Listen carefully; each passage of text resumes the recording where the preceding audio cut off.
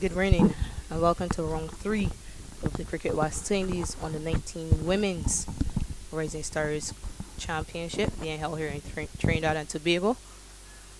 This contest is being played between Trinidad and Tobago on the 19 ladies and Jamaica on the 19 ladies. Jamaica is yet to win a game in this competition so far. Trinidad and Tobago, they took their first win in round 2 against Leeward Islands.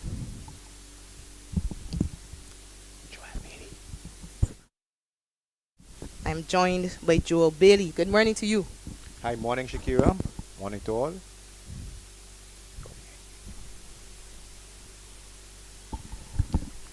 News from the toss. Trinidad and Tobago, they won the toss and opted to bowl first.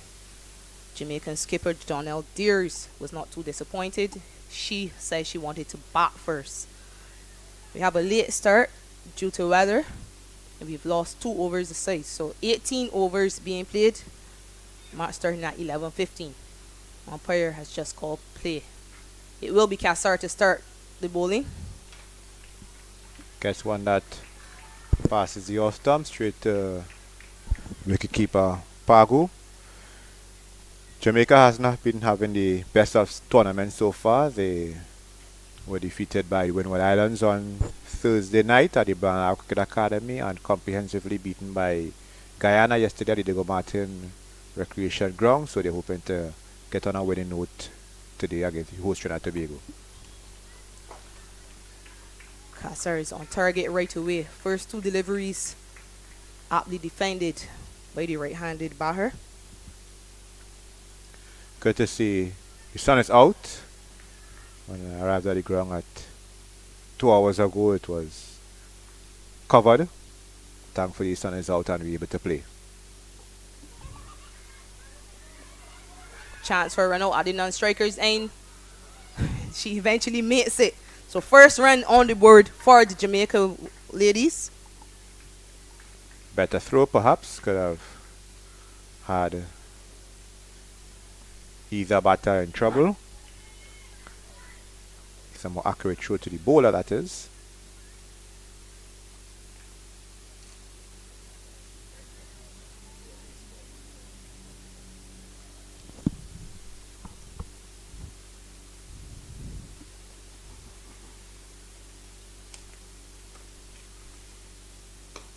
Extra bounce.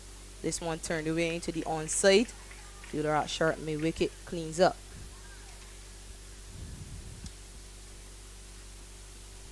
The 3 players missing out for Jamaica today are Tiandra Morgan, Nicoya Green, and Christiana McKenzie.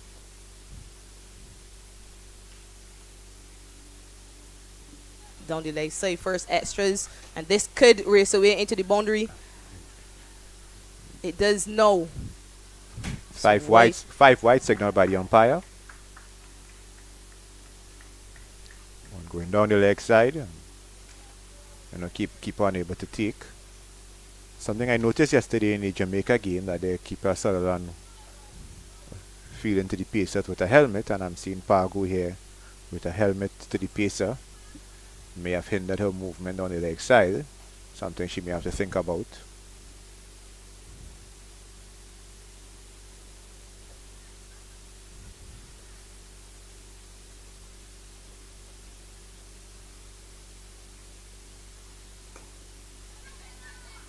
This one shaping back into the right-handed batter once again. It is Captain Jonelle Deers opening the batting for Jamaica's side. And she's joined by Judine Ebanks.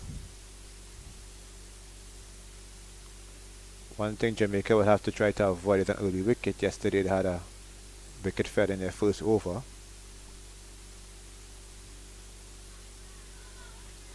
Sure, again. Extra pace from Kassar.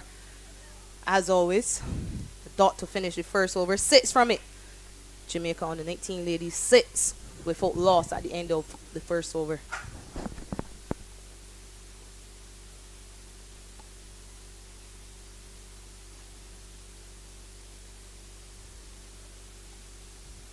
We'll take a look at the Trinidad and Tobago on the 19 ladies team for today. The 11 for today. 3 people missing out are Katrina Rubin, Christina Nepal and Katie Jazz Mitchell, who has not yet been cleared to rejoin the team. It means then that Brianna Haricharan will continue as vice captain.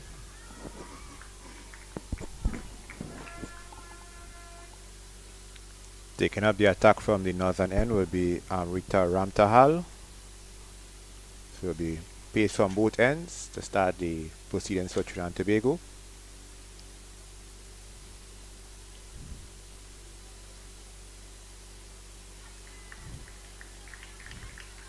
And Ramtahal was good with the ball for Trinidad and Tobago in that last game.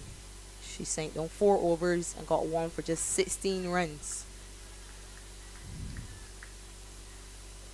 Kassar too was good with both ball and bat. Eventually won the game for this Trinidad and Tobago side. This one shaped away from the batter. Batter may have been expecting a wide call by the umpire, but didn't happen.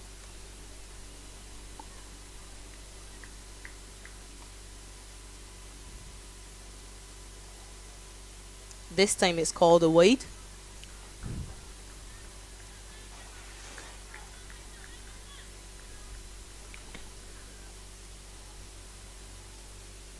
Just to give you an update onto the other matches being played in Trinidad and Tobago. That will be after this delivery here by Ramtahal. This one nicely played behind point. Work for the fielder at backward point to do. They cross for 2 runs. So there are 2 other matches being played. Rain will have affected the game at Diego Martin between Leeward Islands and Windward Islands. And that game will be a 19 overs affair. Leeward Islands batting 3 without loss after they were sent into bat.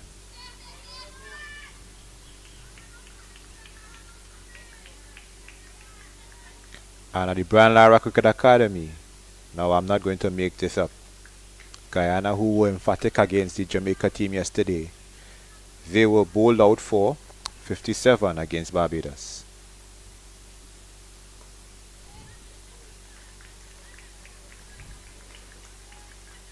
With Talia Majamutu scoring 12 and extras 12. Those were the only double figure scores in the Guyana innings after they won the toss and decided to bat first.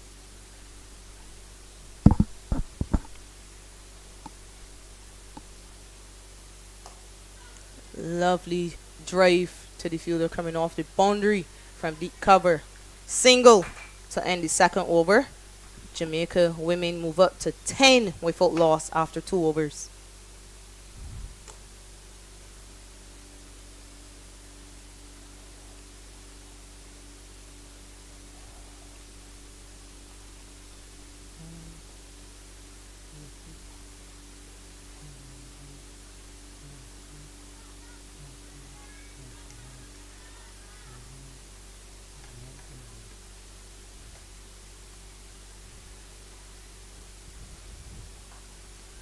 It will be Kassar to continue from the far end.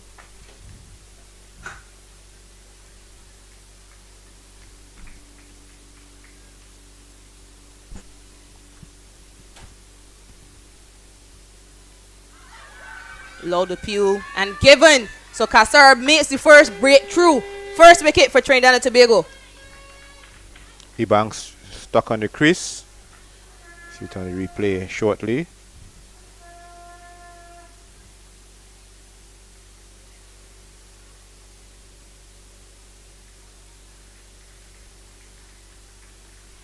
Replay didn't show the dismissal itself, but Ebanks was stuck on the crease.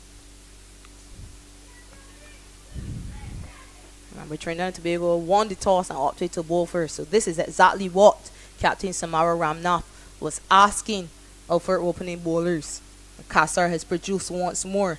She got 2 wickets in that last encounter against Leeward Islands for just 14 runs. Bowled very short spells too in her first spell. Then she came back for 1 over, got an important wicket off Kimberly Anthony. Then she came back to finish things up. What these two opening bowlers have done so far for this Trinidad and Tobago side is they've continued to persist with that back of the length, making it very hard for batters to drive through the line of the deliveries. The pitch was too paced in that encounter between Leewers and Trinidad and Tobago. New batter to the crease, Navia Webley. Joins her captain, Jonelle Deers. Short again, and there is a mix-up. Direct hit, but I think she's made it back safely. Bit of miscommunication between the two batters. Direct through from the outfield. Try to see who the fielder was from Gully.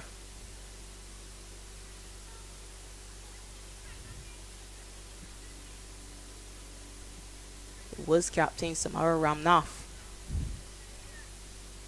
It's a good bit of work by the skipper leading from the front. Navia Webley given a promotion. Short again, beaten for pace once more. She bat at 9 in that game against the Guyana under 19s. She didn't score out first ball to the wrist spin of Naya Lakshman. So perhaps given an opportunity to face pace early on as opposed to starting her innings against spinners. Load appeal once more, and this one is given again. Kassar is racing off, celebrating. She has 2 in the over. And that's back-to-back leg before decisions going against Webley, because she was leg before to Lachman yesterday from against Guyana. Now she's leg before again on the back foot playing across the line, similar to her dismissal yesterday in Diego Martin. See the replay here.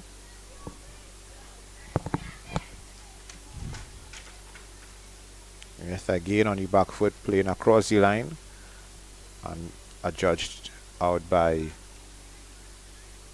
umpire Troy Tudor. So Jamaica once again, the top order failing to fire, 10 for 2 after 2.4 overs. Mr. Elman yesterday have a story to give you about Webley. Webley was a judge dismissed. She was a judge leg before, and she still scampered for a leg by. Sure, she that didn't was realize. that was as comical as it came. Sure, she didn't realize the umpire had given her. The umpire took 10 years to raise his finger, and then she started to run. That's another story for another day. It's on YouTube if anyone wants to dispute my story. Nonetheless, see Abigail Bryce, the vice captain, and the crease. Yeah, the experienced Abigail Bryce made her senior team debut for the Jamaica side at this year's senior regionals. She has to face up to Kanika Kassar, who's been causing all sorts of trouble for this Jamaica side. Seems to be beating the batters for pace. She does have an extra yard of pace, Kassar. Of course, she has a lot of upper body strength. She does throw javelin for Trinidad and Tobago. Yes, she does. Again, back of a length. Well set field, but it is a misfield. Allows Bryce to get off the mark and spoils the over a bit. Could have been a maiden. Double wicket maiden, in fact. 11 for 2 at the end of 3.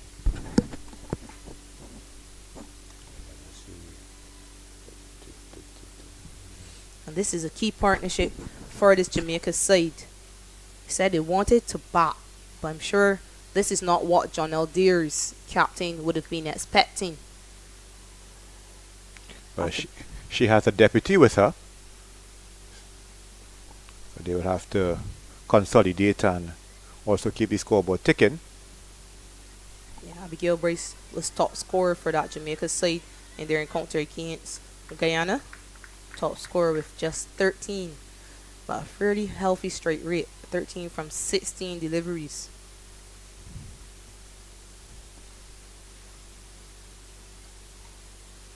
And Rita Ramtahal to continue. Driven firmly but straight to the fielder at extra cover. think one of the first times in this innings, Jamaican batter had played a shot out on the front foot, off the front foot.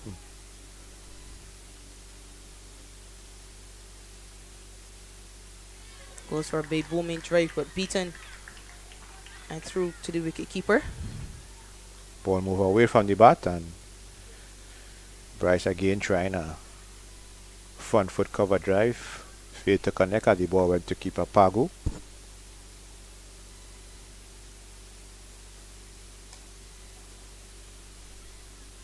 This time she gets a outside edge to a short third man for a single.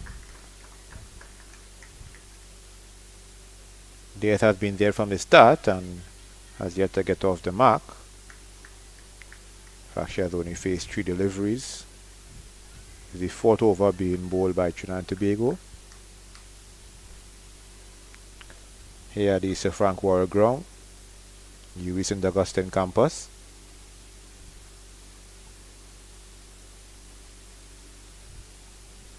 One of the venues which are used by teams during their warm-up sessions based in Trinidad during the recently concluded T20 World Cup, ICC.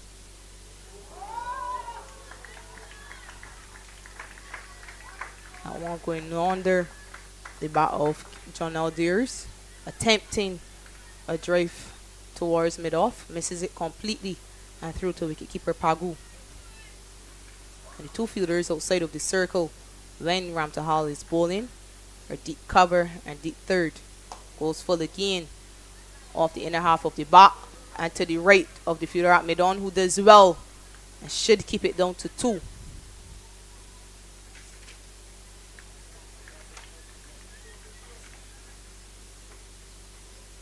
Espinosa, the fielder on that occasion.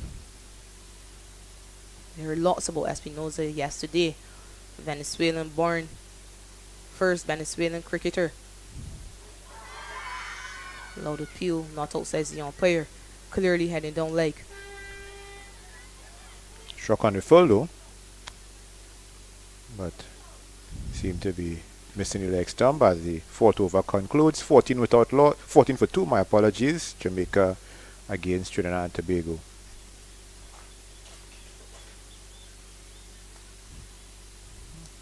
If you're a Jamaica fan, not the scorecard you would have been hoping to see. If you're just joining us, a reminder that Trinidad and Tobago won the toss and inserted the Jamaican side. So far, Trinidad is on top, taking 2 wickets in just 4 overs. Kassar, the destroyer. She will be replaced though, Kassar. Samara Ramnath, captain of this Trinidad and Tobago side, will take the ball. Very similar to what we saw in that last game as well. Kassar was given a 2 over spell initially, and then Ramnath herself came into the attack.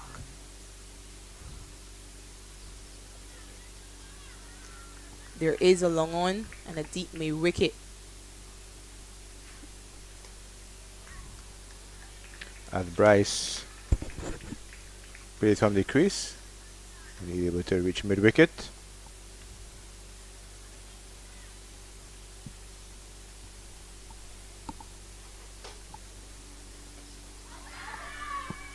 Loud appeal, not outside the umpire.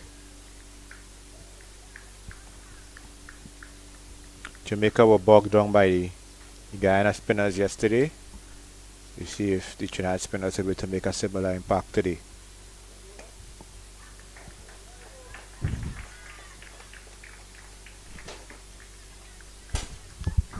Seems that Ramnath past couple of deliveries have been trying to fly the ball, trying to allow the Jamaica batters to drive. Keeping things steady thus far, not a run conceded off this over.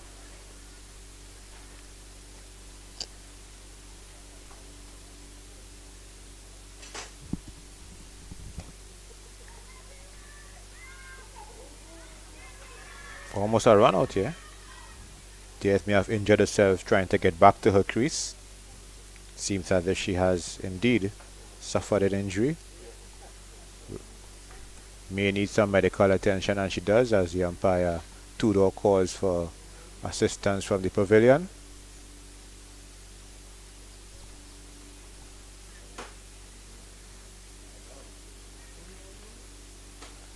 A defensive shot played by Abigail Bryce, and Des trying to scamper back to her crease. Picked up an injury, maybe a chest injury, because I saw her seem like she's rubbing her chest a short while ago. Take the time to at least give you a brief update of what's going on in the other matches. At the Brian Lara Cricket Academy, Guyana were dismissed for 57 in 17.2 overs, and Barbados have responded. After 1 over, Barbados no run for the loss of 2 wickets. Leg spinner Nia Lachman dismissed Asabi Calendar and Niajani Cumberbatch. Both were bowled. And at the Diego Martin Sporting Complex, the Windward Islands are 7 for 1 after 6 overs against the Windward Islands. That match is a 19 over per side affair. Opener Meghna Baishia dismissed for 4. So seems as if runs are a premium, and also too seems as if theirs will have to be stretchered off. We've seen a stretcher coming onto the field, so obviously she'll have to retire hurt. Senior medics are on the ready. Yeah, this is not good news for Jamaica. It's not good news for anyone watching. No one wants to see an injured player. And she does have to be stretchered off. Captain John Aldeers does seem in excruciating pain.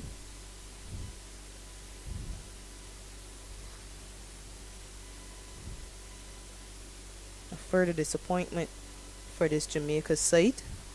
They've lost 2 wickets. Lost both wickets in that 3rd over sent down by Kanika Kassar. And now their captain has to be taken off the field by the paramedics. We can only pray that she will be okay and hopefully can return to the field. Key member of this unit, not just because she's captain, but with all the experience she brings to this side. She too represented the Jamaica senior women at this year's senior competition. That was held in St. Kitts. I think it was during the Easter period.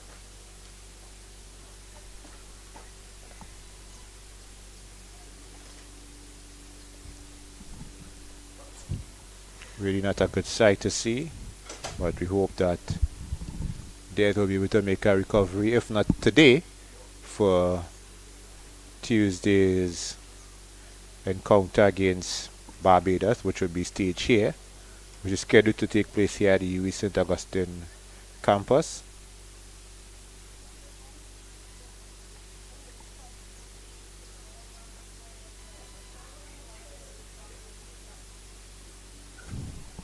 Remember, Jamaica senior women won that regional competition. Won the CG United Super 50 competition and then followed it up with a win in the T20 Blaze. Both John Aldeers and Abigail Bryce were a part of that winning side. So they know what it feels like to win a competition. They would have come to Trinidad and Tobago hoping to be able to lead their side to victory in this on the 19 championship. Nicely clipped behind square. Good work by Moet. So no run. So maiden to start by captain Samara Ramnath. The score remains on 14 for 2 after 5.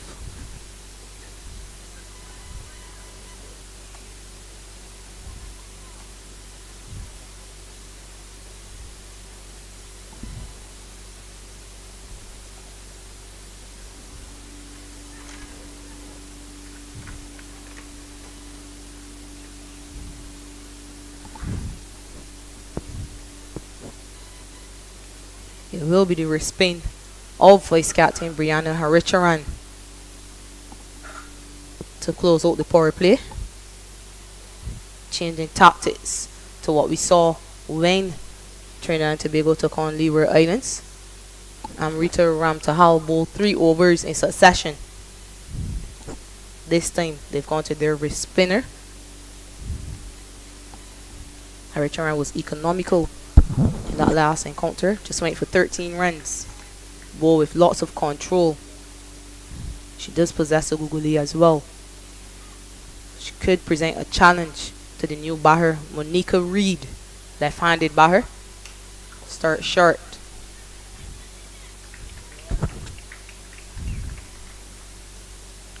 Reid and Bryce were 2 of the few batters who scored runs yesterday in Diego Martin.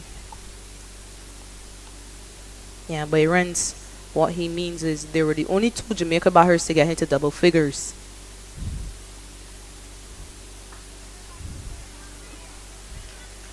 Wide signaled by the umpire.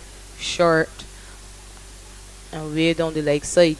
Unfortunately for Jamaica, Reid could not make contact.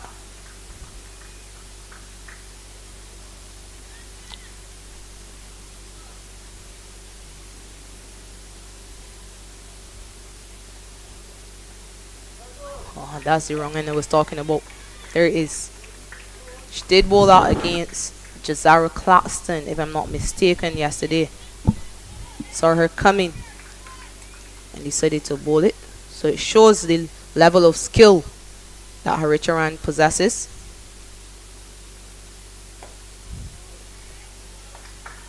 This one played back to the bowler, off the back foot.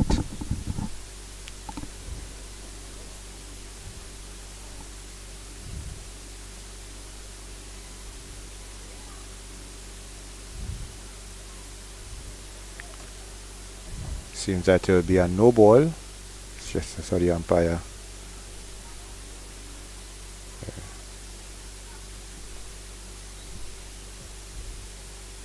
Signal a free hit.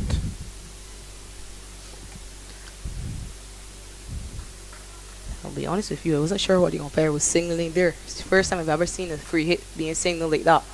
But a chance for Jamaica to capitalize. Swings this one away down to the fielder at long one. So just 1 run for that free hit.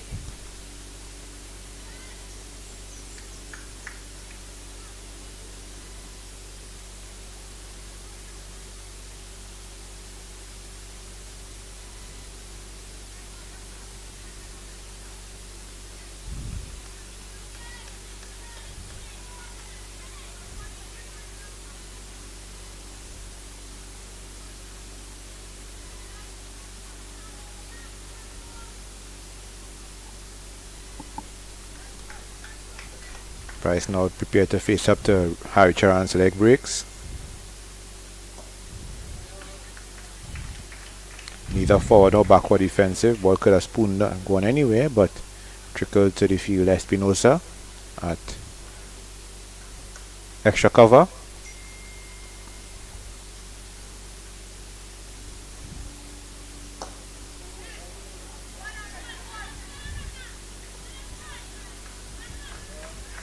In fact, Haricharan sent down 4 overs yesterday for 12 runs and got 1 wicket.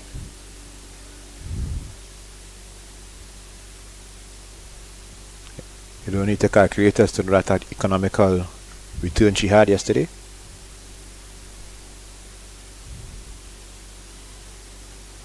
This one well tossed up.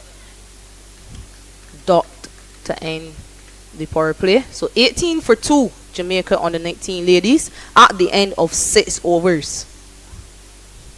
Kassar being the wicket taker. 2 overs, 2 for 7. Remember, she took both wickets in her 2nd over, which was the 3rd over of today's play. Captain Jonelle Deers has gone off the field injured. So Monica Reid and Abigail Bryce, Vice Captain Abigail Bryce at the crease. Left-handed Monica Reid. During this over, I'll give you an update on the other scores which are taking place here in Trinidad. Slight misfield from Captain Ramnath allows the first run off her bowling. At Diego Martin Sporting Complex, Leeward Islands against Windward Islands. Leeward Islands are 17 for 1 after 8 overs. 17 for 1 after 8 overs. That's a run rate of just over 2 per over.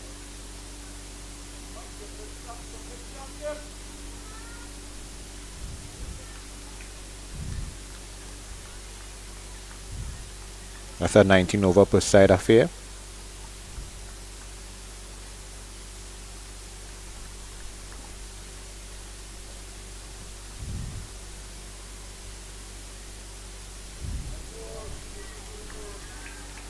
Reed playing forward and beaten by the flight. Right, so the Leeward Islands are 17 for 1 after 8 overs against the Windward Islands. Just now I stated that Barbados were 0 for 2, chasing 58 as umpire Tudor signals a wide. Barbados have improved, at least in terms of the runs they score. Selman. But you may not want to hear the score I'm going to give you now. Barbados in pursuit of 58 and 9 runs for loss of 4 wickets. Nia Lachman, leg spinner, took 2 wickets, and off spinner Tremaine Marks took the other 2. Nia Lachman is a very good wrist spinner. She gave the senior players at that senior regionals lots of problems. She bowls with lots of control, even if she doesn't turn it tremendously. Her control has been very impressive. Whether bowling to a right or a left-hander. In Turuba, just now, just give you just an idea of what's taking place there in the run chase.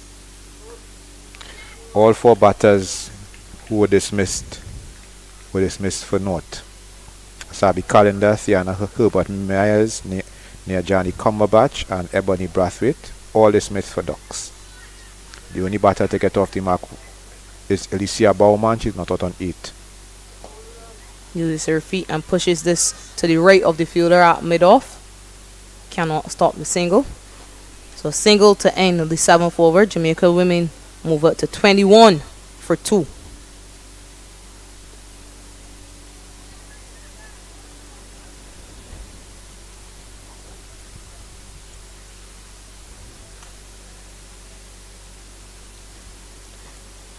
Number 1 change to this Trinidad and Tobago outfit today.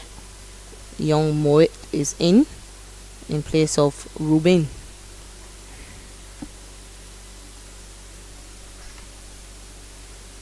A well-balanced Trinidad and Tobago lineup. 2 off spinners, 3 wrist spinners, and 5 pacers. They only used 2 pacers last game.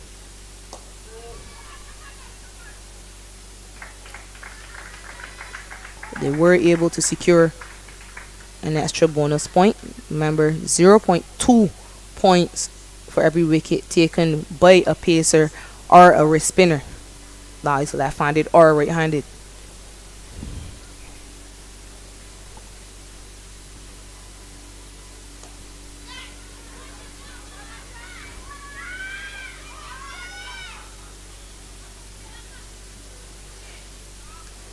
One run taken by Bryce to deep square leg. It was fielded by Jessica Roscoe.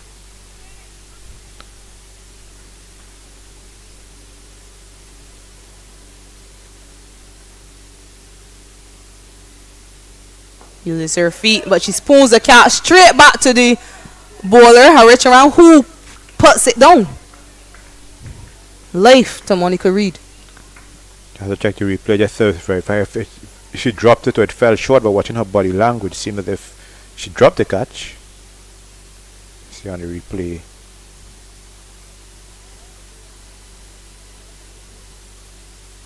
Seemed as if she dropped it.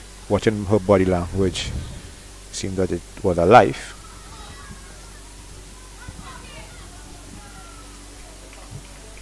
And it's exactly what Captain Samara Ramnath was asking her fielders to do better. They've dropped a number of catches in the competition so far, 5 in the first game, 4 in the second. And it almost cost them that second game, perhaps did cost them the first game as well. This one swung away behind square, work for the fielder to do. She cannot get around to stop it. Boundary to Abigail Bryce. Just like yesterday, it's a rarity in the Jamaican innings. Hopefully this is the first of many in terms of a boundary being struck.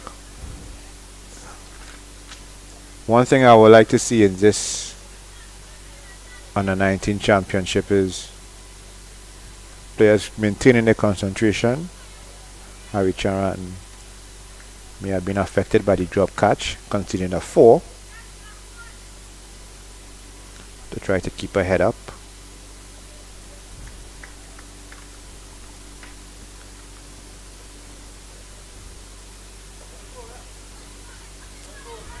Chance for a run out again.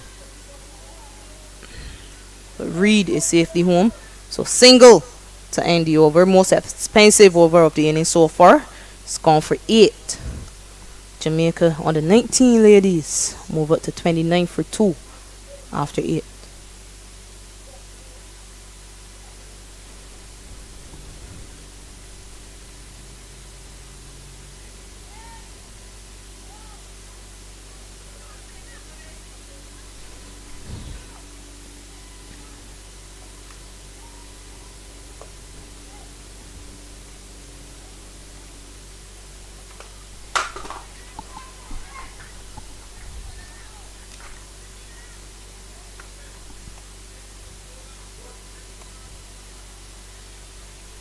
Be a change from the southern end. Zahira Mohit replacing Samara Ramnath.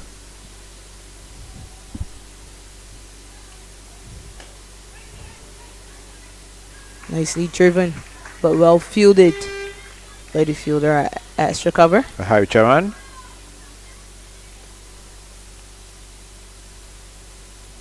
Want to see how the Jamaican will combat this diet of spin they are getting here now.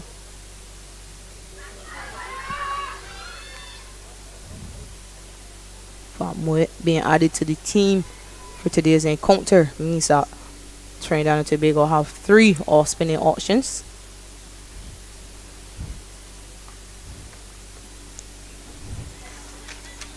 This one was signal leg by umpire Tudor.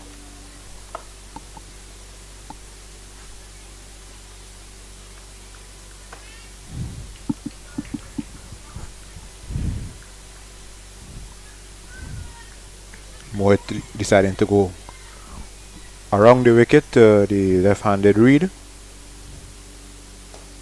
This one spoon in the air, but to the left of the extra cover. Cannot stop the run. As it stands now, Jamaica projected target to be 66. For starters, they will have to aim for at least 100. And Bryce is on strike. All 4 fielders allowed out of the circle are being utilized. This one should have been a single. Fielder coming around from sharp fine had to do lots of work. But Reed was not looking for that.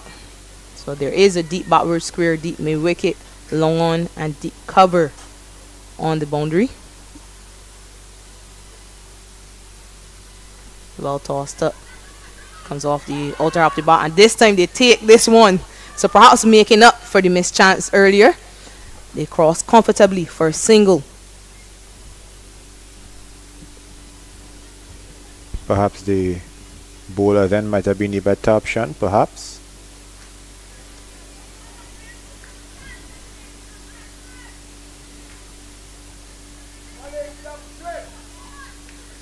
Moit has started well. 2 runs off the bat. Just 1 delivery remaining. And as I say that, she goes very full right up to the bat. Good use of the feet, and this one is crashed over the head of Moet. As 2 runs to the total. So at the end of 9 overs, the score is 34 for 2. And that signals the water break. I remember this is an 18 over per side affair. Jamaica 34 for 2 after 9 overs.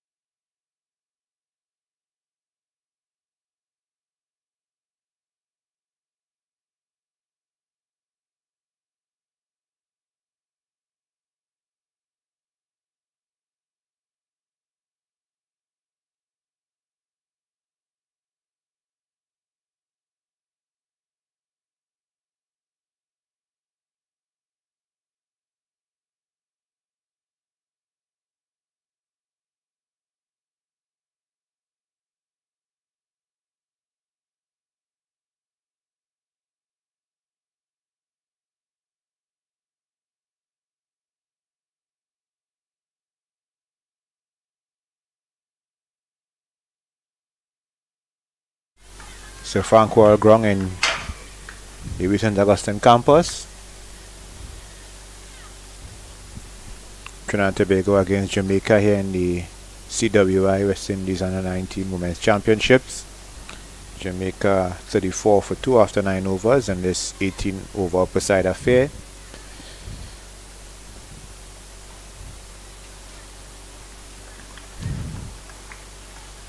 It will be Samira Naidu into the attack for the first time today. She will bowl the 10th over. Another wrist spinner. Starts too straight. White signal by the umpire. Chance for the batters to cross for 2. And they do so. So good running from the Jamaica batters. Hope this is a signal of intent now, because actually 3 wides have been called by the umpire. They have to look to change gears here. They don't have much time. 4 fielders on the boundary. Or deep cover, long on deep mid wicket, and deep backward square. So there is protection for the wrist spinner. Well tossed up and turn. First sign of turn today. That one was bowled very slowly, given generous flight, and she was able to extract lots of turn and bounce on that occasion. No slip in place though. The thing that Bryce did was leave it alone as she realized she wasn't going to attack the ball. This one flatter and short. Chance put down by the fielder at the short mid wicket. Looks to be Kasser. Just Kasser.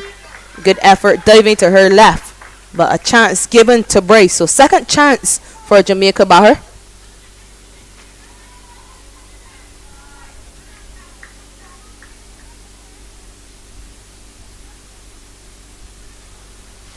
There have been 2 drop catches in quick succession.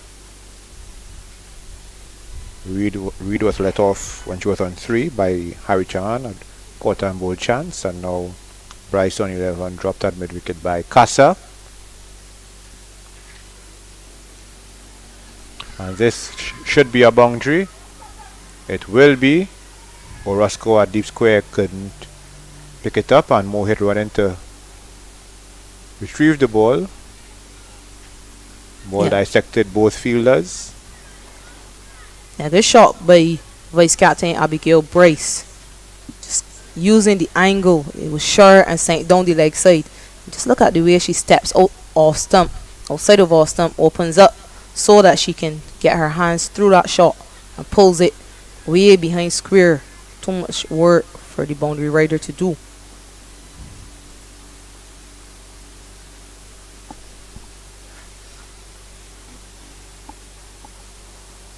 This one's slower again. 7 runs off this over.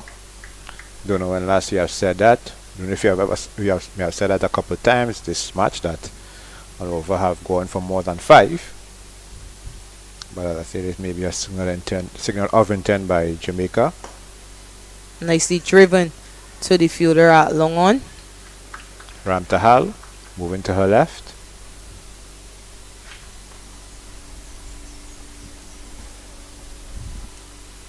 Cloudy here at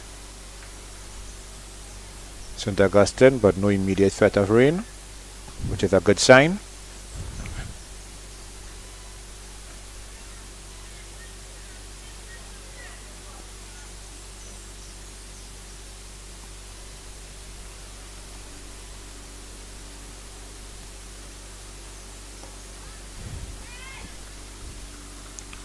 Dot to finish the 10th over. 8 from it. Jamaica 42 for 2.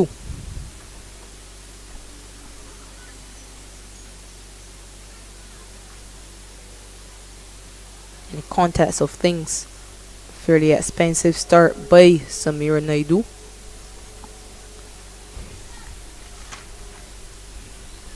Very similar to yesterday's encounter.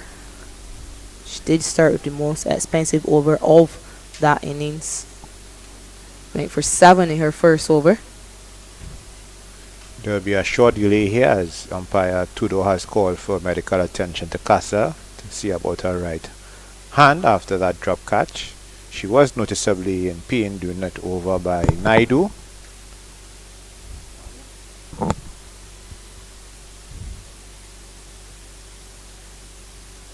So we have a little break here. First time I'm doing commentary with Shakira Selman, someone who I will have seen for many years performing with distinction for West Indies and also Barbados. Giving back to the game, this time in an analytical / commentary role, which is good to see.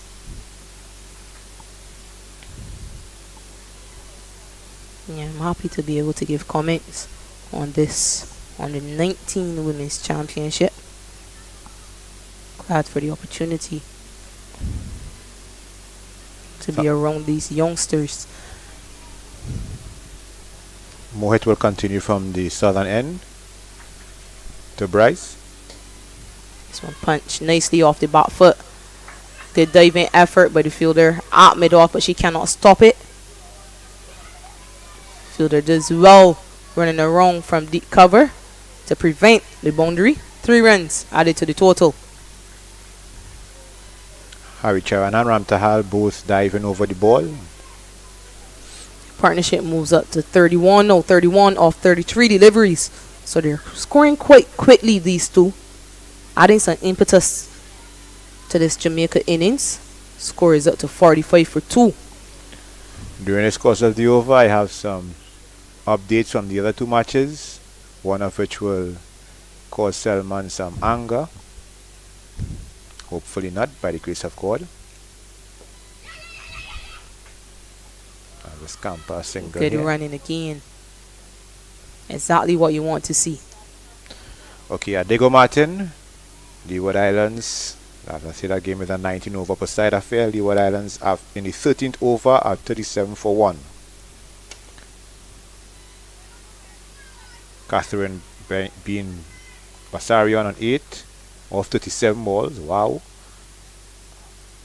And we have Sianvani Kampalani. Good shot once again. Again getting into position early. Abigail Bryce and taking advantage of another short delivery. Fielder at the boundary on the boundary seems to have done well. Keeps it down to 2. But she's pouncing on any short deliveries bowled at her, Abigail Bryce. And she's into the 20s. Alright, just get an update on the scoreboard from Diego Martin. Give it to you right after the delivery here. The pull shot from Bryce. Picks up a single. The long on. Yes, Bean Basarian has retired hurt on 8 of 37 balls, but we have Sian Valley Kampalapali, sorry, she's on 19, and Captain Jazara Claxton on 1. Now I'm going to make Selman a bit annoyed because I'm going to give you an update on what her fellow Barbadians are doing at Turuba shortly. So dot ball here by Reed. Barbados in pursuit of 58 in the 10th over at 27 for 7. Alicia Baumann, the only batter to cross double figures, she was dismissed for 15.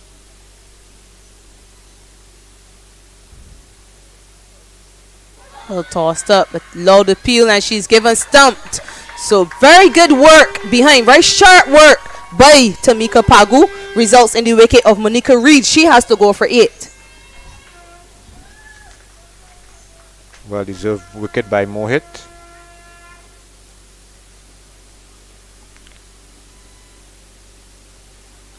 Keeping Reed came down, she was slow to get back. She has been dismissed for 8. 49 for 3 Jamaica after 11 overs. Yes, broken that partnership. Just got over 30 before Moet decided to interfere. Looks as though it's Captain John Aldeers who is fit again. Walks back to the crease. So good news. Yeah, that's a promising sign. Captain not giving up the fight.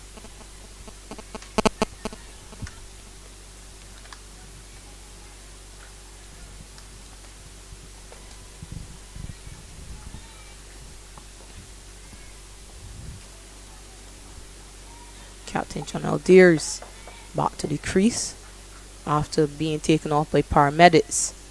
Rejoins her vice captain.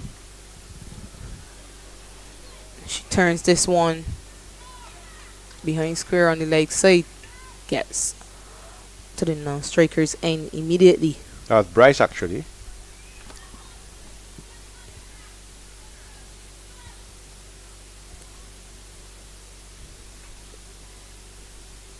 Yeah, that's right. It is Bryce who moves on to 23. So brings John Aldeers on strike. Haricharan back into the attack, replacing Naidu. Remember, Naidu went for 8 in her first over. Ooh, well tossed up. Almost sneaking through to crash into the pad. Comes off the inner portion of the bat and finds its way to the fielder at short fine. While the bowler gets cloth to keep her hands dry.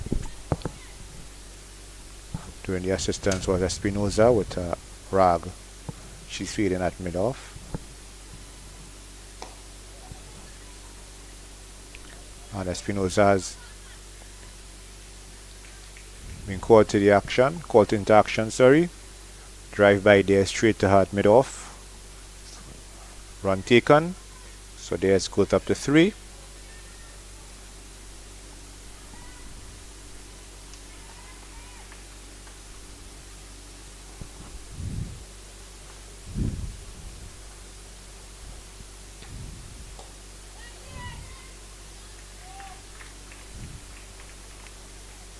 Trying to keep things tight so far. Haricharan in the third over. Only 2 runs conceded after 4 balls.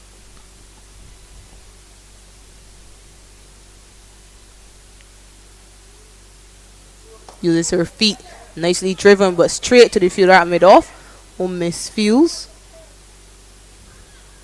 Good signs. Very good use of the feet by Abigail Bryce. Didn't get under enough to lift it over the fielder at mid-off. Shows that she's getting comfortable with the surface here at St. Augustine. And also what the bowlers are offering. Pulls this one down. Slap to the right of the fielder. Long on does well. Keeps it down to 1. So a single to end the 12th over. Jamaica 53 for 3.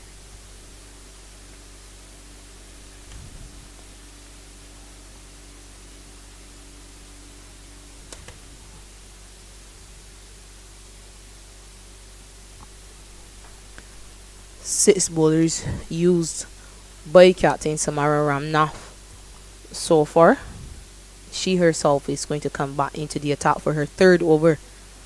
She sent down 2 overs for just 3 runs. Economical as always. The experienced Ramnath plays senior team cricket, plays CPL.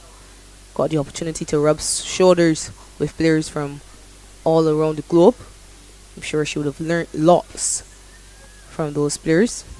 Had the opportunity to play senior team cricket for Trinidad and Tobago with Anisa Mohammed and Karishma Ramarat. On that topic of the women's CPL, Shakira, will you be involved in any capacity on or off the field, or that's yet to be decided? Yet to be decided. Okay.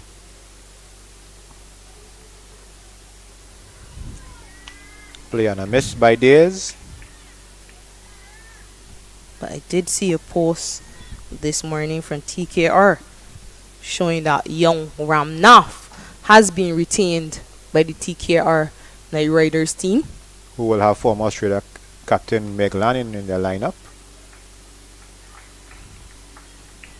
Yeah, when you look at that squad, does look like one of strength. Meg Lanning, Jess Jonathan, Shika Pandey, and Jemima Rodriguez. Swept top edge, but it flies over the fielder at sharp fine leg. And it should be 2 runs. Bit of indecision, but eventually they come through for that 2nd. That was more hit stations, yeah. Yeah, so an array of shots being shown by these Jamaican batters now. We haven't seen many sweep shots throughout the tournament.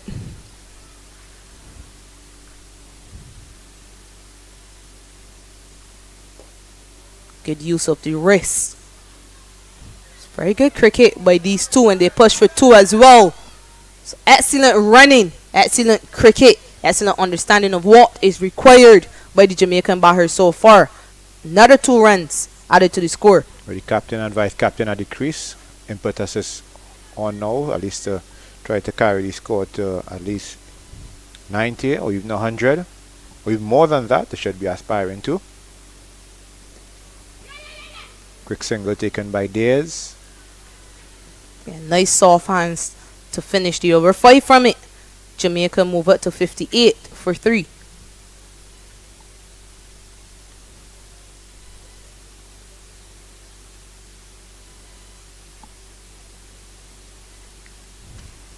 And Jamaica is probably thinking if they can just get maybe to this 80 that is projected, or even to 90, they have a chance to win this game. Remember, Trinidad and Tobago struggled yesterday in that close encounter against Leewards. And they were beaten by Ghana in their first encounter. They were chasing 82 in that game against Leewards. Got to 83 for 6 eventually in the final over. Just saw umpire Tudor needing some water, maybe to wash his face, or maybe something might have gone in his eye. Whatever it is, hope he's back to normal now. Ramtahal back into the attack for her 3rd over. Seeing a return of pace, you know. chance, and it goes through the hands of Kanika Kassar. Another drop opportunity. This time it cost the team 4 runs. John Aldeers is the benefit. This with a straight drive. Seeing Kassar being pushed back to the long on boundary. Just now you're commenting about the TKR's team. See Deandra Dutton, Cassia Knight, Shamida Cornell, Zeta James, and Samara Ramnath been retained and signed Meg Lannon, Jess Jonathan, Jemima Rodriguez, and Shika Pandey. No ball called by the umpire, so it will be a free hit. The vehicle outfit.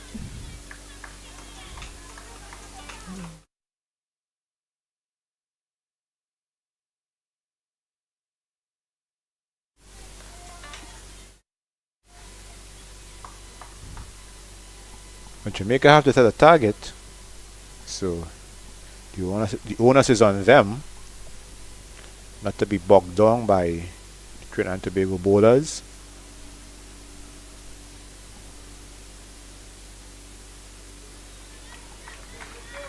Free hit does not cost them, so score remains on 62 for 3.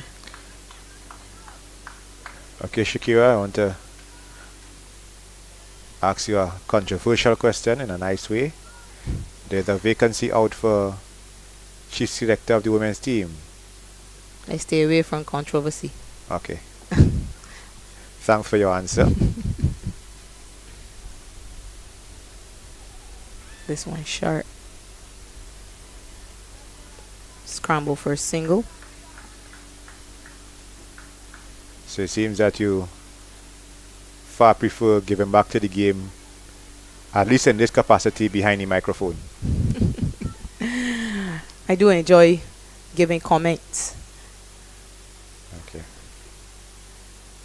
and I'll be happy to give back to the game in any form or fashion. I'm very passionate about West Indies cricket, and of course about women's cricket in particular. But I do, and I've always stayed away from controversy. Okay. A chance. Will it be taken?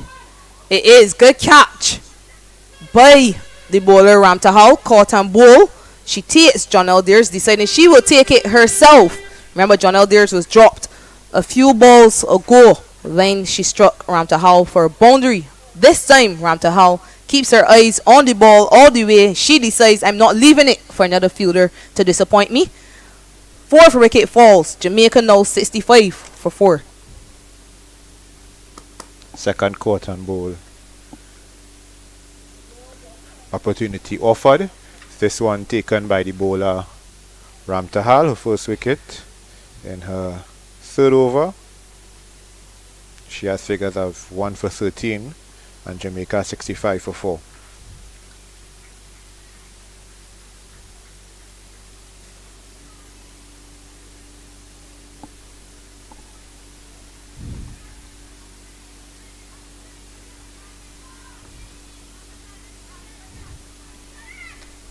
Brings Kimari Campbell to the crease.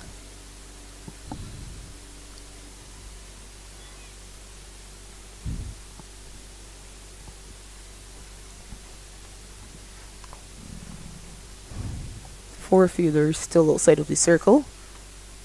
In fact, 3. Slight misfield. Almost a wicket there. Fell just short of Kipper Ramnath at Goddy. That concludes the 14th over, 66 for 4. Remember the 18 over per side affair. And it will be interesting to see whether Abigail Bryce can continue with the momentum that we had seen when she was batting with Monique Reed and then her captain John Aldeers. It was a good period of play for the Jamaica side, but that last partnership has just been broken. Compliments of a caught and bowl by Amrita Ramtahal. She's the batter set, so she will have to, at least from my perspective, carry on till the very end. And also try to see how much of the strike she can get in these final 4 overs. And that will be key. Just so this new batter play, Kassar back into the attack. Campbell does exactly what is required. She finds a way to get Abigail Bryce back on strike. On the edge to Naidu at third man.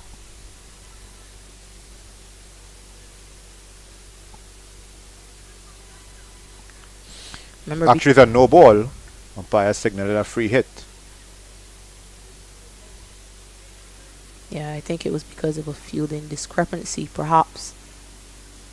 5 fielders were outside of the circle. You see the fielder from deep cover coming into the circle now.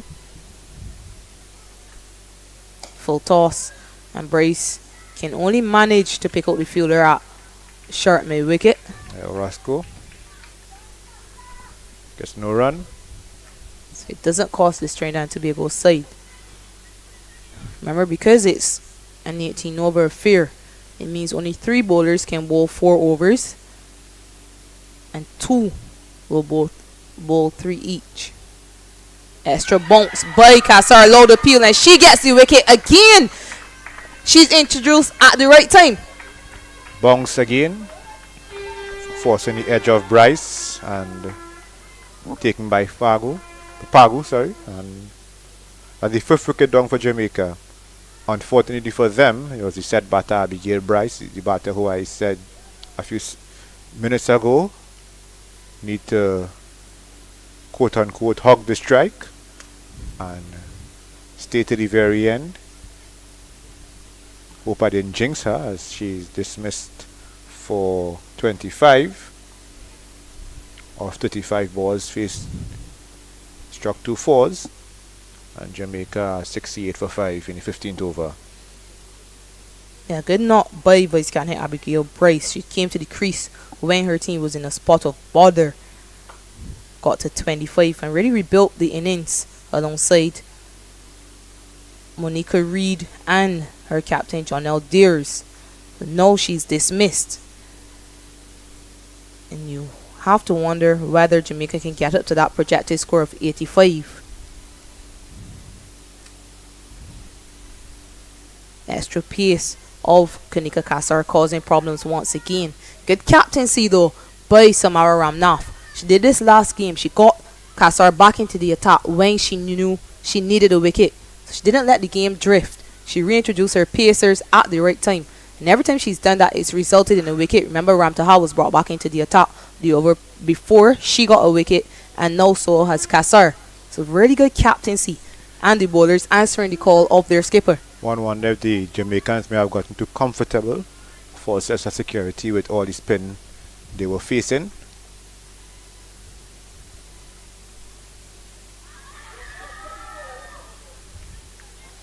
New batter at the crease, Anisha Miller. She will have a job to do. At the very least, they'll want to score Still think at this run rate. Still think they should go at 100 target. Certainly, but that will be challenging, having lost half the side. 68 for 5, the Jamaica side. This one guided down to the fielder at deep third. Remember, the 2 batters who got into double figures last game have been dismissed. So it will be a challenge for this middle to lower order. One that their head coach will hope they're up to. After this delivery, I'll give you updates as to the other 2 matches being staged here in Trinidad. Well fielded. Kassar continues to hit the bat hard, cause problems for these Jamaica batters. She is getting the ball to shape back in against the wind. Continues to target the stumps as well. It's good bowling in between. She is bowling the bouncer as well. At Diego Martin, the Wood Islands are 65 for 2 in the 18th over. against Windward Islands. That is a 19 over per side affair. Kampala Pali. End of the 15th over. 3 overs remaining. Jamaica move up to 69 for 5. Kampala Pali not out. She's top scorer with 22. Captain Jazara Claxton on 8 and Kimberly Anthony on 14. And at Taruba, Barbados chasing a target of 58. After 13 overs, they are 38 for 8. Alicia Bowman, top scorer thus far with 15.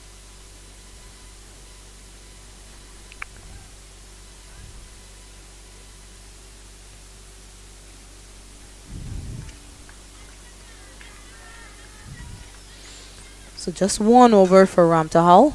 She did take a wicket in that over. Key wicket of Captain Jonelle Deers. You know she's being replaced by Vice Captain Brianna Haricharan. So Haricharan will be one of 3 bowlers being allowed to bowl 4 overs. Number 6 bowlers have been utilized so far. So just 3 overs remaining. You expect it will be Haricharan, Ramnath and Kasar to finish things for the Trinidad and Tobago side. 8 dot balls sent down so far by Haracharan. Gone for 16.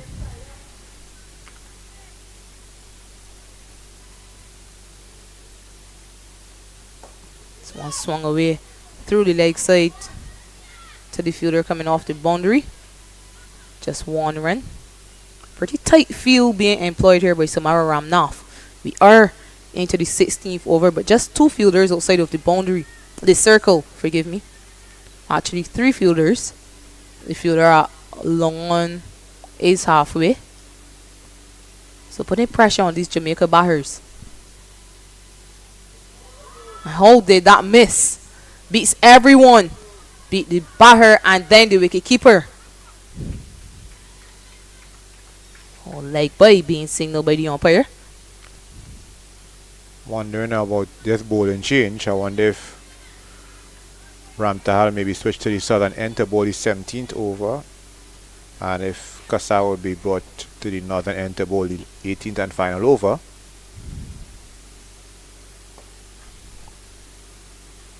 I would be surprised if Samara Ramnath does not bowl her full quota.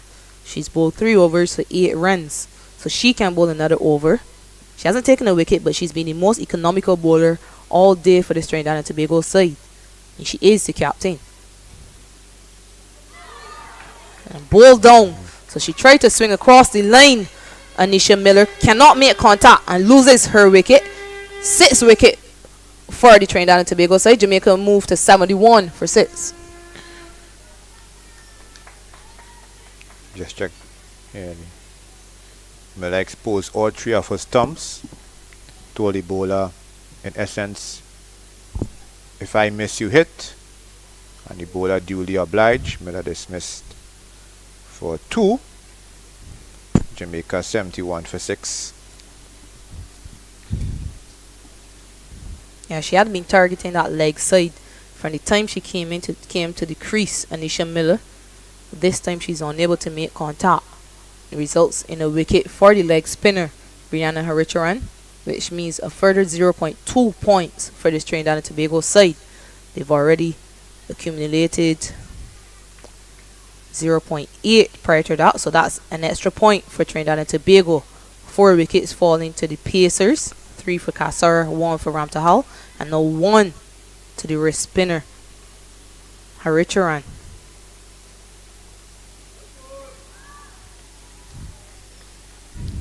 Brianna Plummer, the new batter at the crease, cannot make contact with her first delivery. The score remains on 71 for 6 at the end of 16.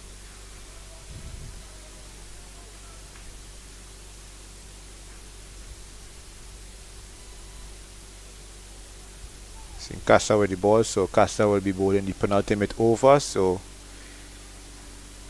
maybe Ramnath or even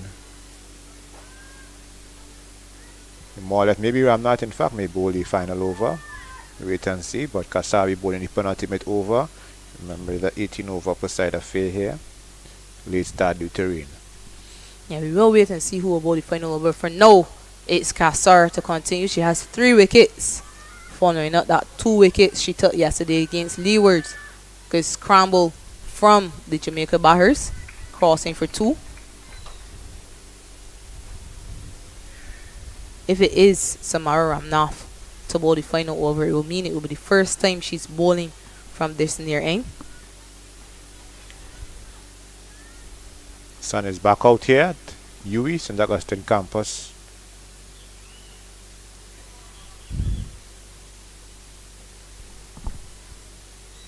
Deep third, deep fine. The only 2 fielders on the boundary.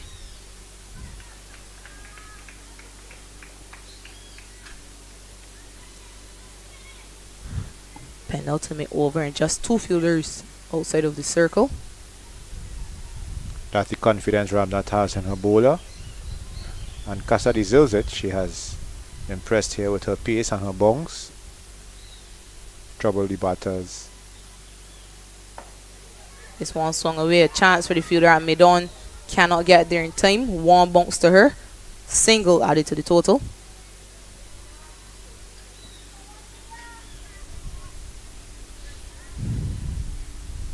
Mary Campbell swinging with all her might, hoping to be able to get a boundary.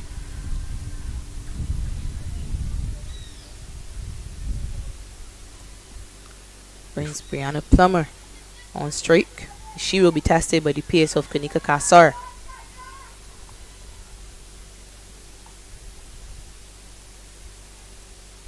Wide signaled by the umpire, and they're able to cross for a single. So 2 wides added to the total.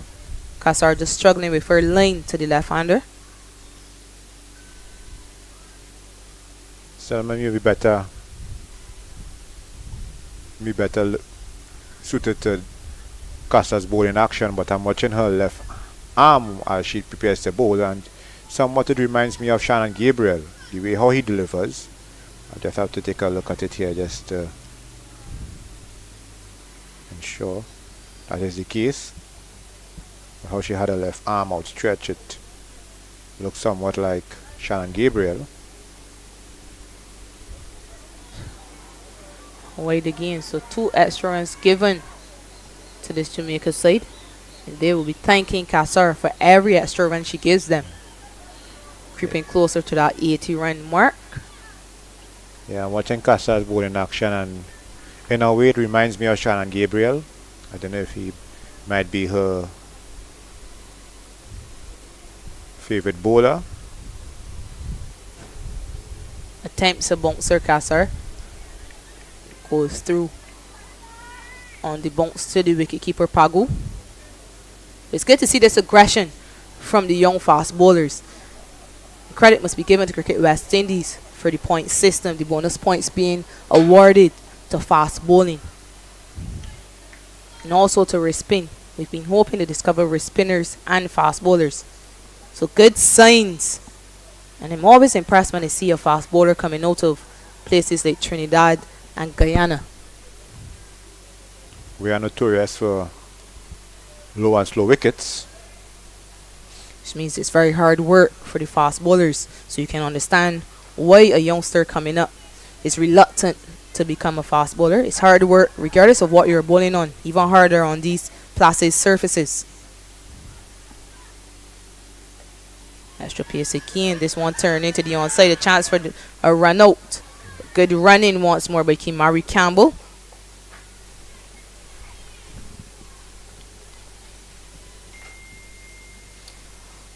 The end of the 17th. Jamaica move up to 78 for 6. Final over coming up. And it looks like it will be Captain Samara Ramnath. And rightly so, I think. Talking about fast bowlers, yourself and Shamila Connell. Shamila Connell, not me. I wasn't fast. And we have your former teammate here, Nisa Mohammed. Who enjoy these Caribbean pitches. Alright, just give you a brief update. Leeward Islands completing a 19 over innings against Windward Islands at 84 for 3 at the Diego Martin Sporting Complex. And let's see what happens. What is happening? Sorry, at Taruba. Barbados are 45 for 9 in the 16th over, chasing 57, 58. Chasing. And here at Sir Frank Worrell, it's the final over of the innings. Jamaica being sent to bat are 79 for 6. Captain Samara Ramnath to close out the innings with the ball. She is bowling to Brianna Plummer. This one hit over the top. I don't think it's going to... Oh, it did reach the fielder at long on. It was a valiant effort. Really excellent effort on the boundary by Espinoza. She was unable to come up with a catch, but very good effort. 2 runs added to the total. If I had to be a hard taskmaster, I would say she should have dived. But if I have to be fair to her, she was alert to the ball. And if she didn't catch the ball, at least her body position was such that she prevented it from going past her for 4. Well tossed up, slower. And good thinking by Samara Ramnath, taking all the pace off that one, asking the left-handed Brianna Plummer to create any sort of pace she would require to hit her for a boundary. And that's the experience of young Ramnath. This one slow again. And really outwitting Brianna Plummer. And she will want to find a way to make contact. At least get a single. 2 dots in this over already. So excellent stuff by young Ramnath. Long on, deep mid wicket, deep cover. That's a wide. Pitch wide and drifting further. The final fielder outside of the circle is halfway to the boundary at long off.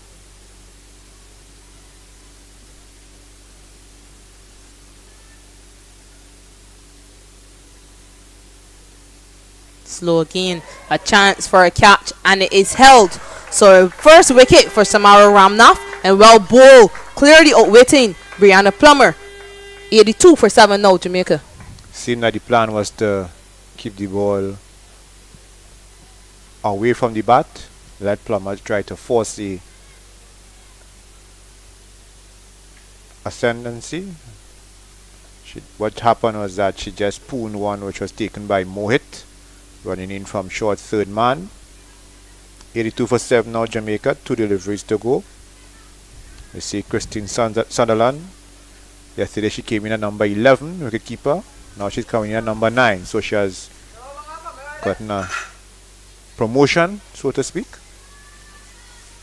Yeah, a few changes in the order today for this Jamaica side. Remember Navia Webley, who batted at 9 in yesterday's game. She was given a promotion to number 3. Still cannot score. And now it's a chance for Kristen Sutherland to make a contribution to her side's batting effort.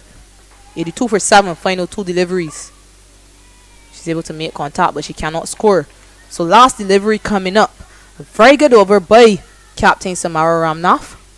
Good captaincy to bring herself back on for the 4th over. Dead ball being signaled by the umpire. So she reloads Samara Ramnath.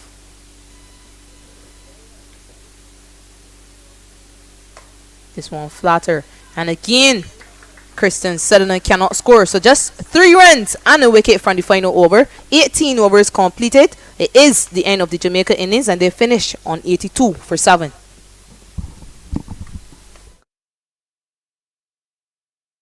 Kassar picking up a couple early wickets, and every bowler contributing for the Trinidad and Tobago team, and every bowler getting a wicket except for Samira Naidu, who just bowled 1 over.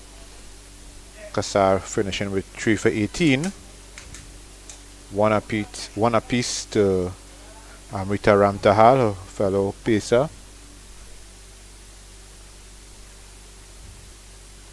Samar Ramnath, Brianna Haricharan, and Zahira Mohit. Jamaica relying on two batters, Abigail Bryce, who made a well composed 25 but lost her wicket when trying to accelerate. And we had John Diaz, who unfortunately suffered a chest injury while she trying to get back to her crease. Thankfully, she came back out. She made 13. So, all to do with the board here for Jamaica as they seek a first win in this tournament. Trinidad and Tobago will be aiming for a second straight win as they have been set a target of 83 in 18 overs. Well, the Trinidad and Tobago side were managed to get to that 83 total yesterday, but today they have 2 overs fewer to do it if they're going to get their second win. They will require 83 in 18 overs. We'll take a break and we'll be back in a few minutes.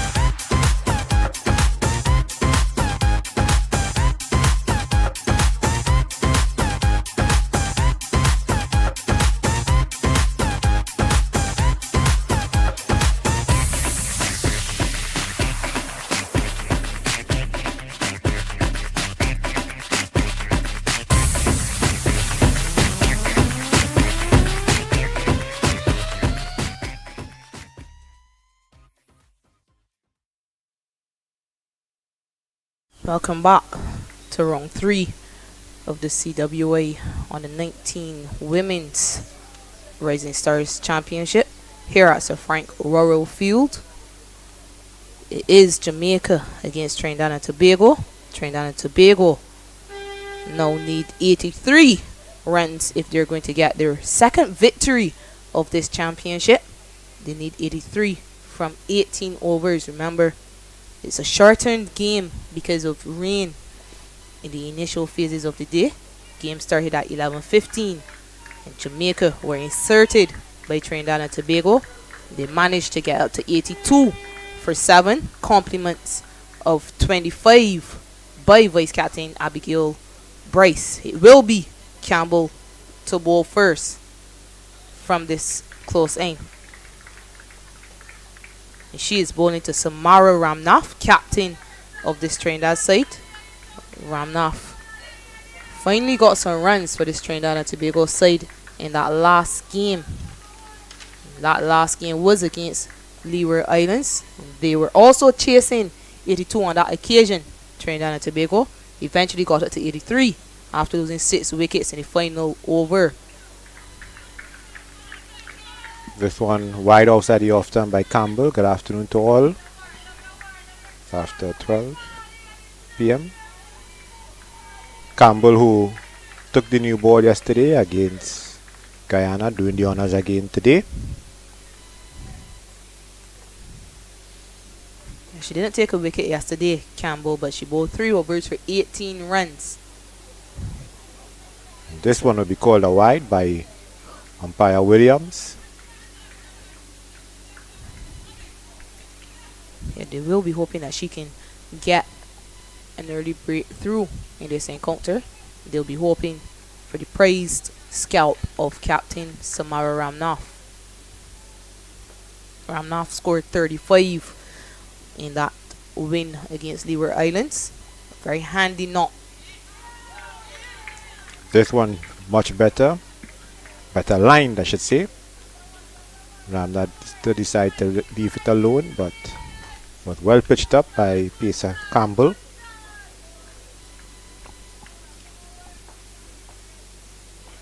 Jamaica will have to try to get early wickets.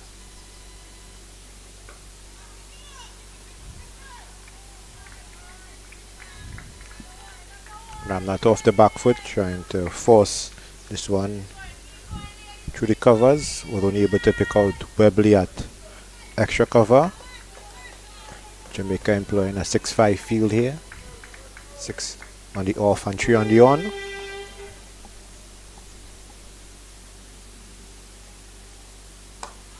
This one driven firmly to the fielder at mid-off. Opts to go for the far end. First runs off the bat. And Ramnath gets off the mark. Amrita Ramtahal will be preparing to face her first delivery.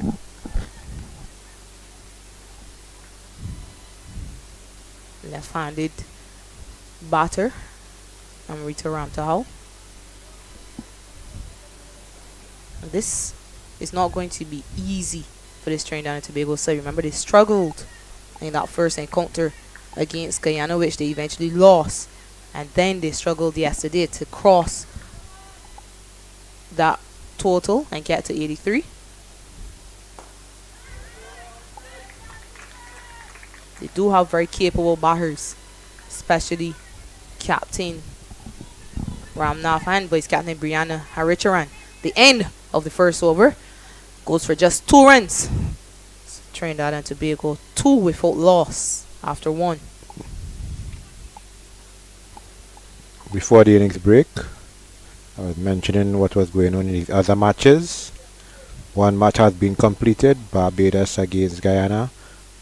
Guyana 57 all out after 17.2 overs, and that's Guyana, sorry, and Barbados in reply 52 of 17.1 overs. That is one completed match. The other match at Diego Martin Sporting Complex features Leewards against the Windwards. Give you that update shortly as Anisha Miller prepares to take up the attack from the southern end. That was the opening bowling pair for Jamaica yesterday against Guyana.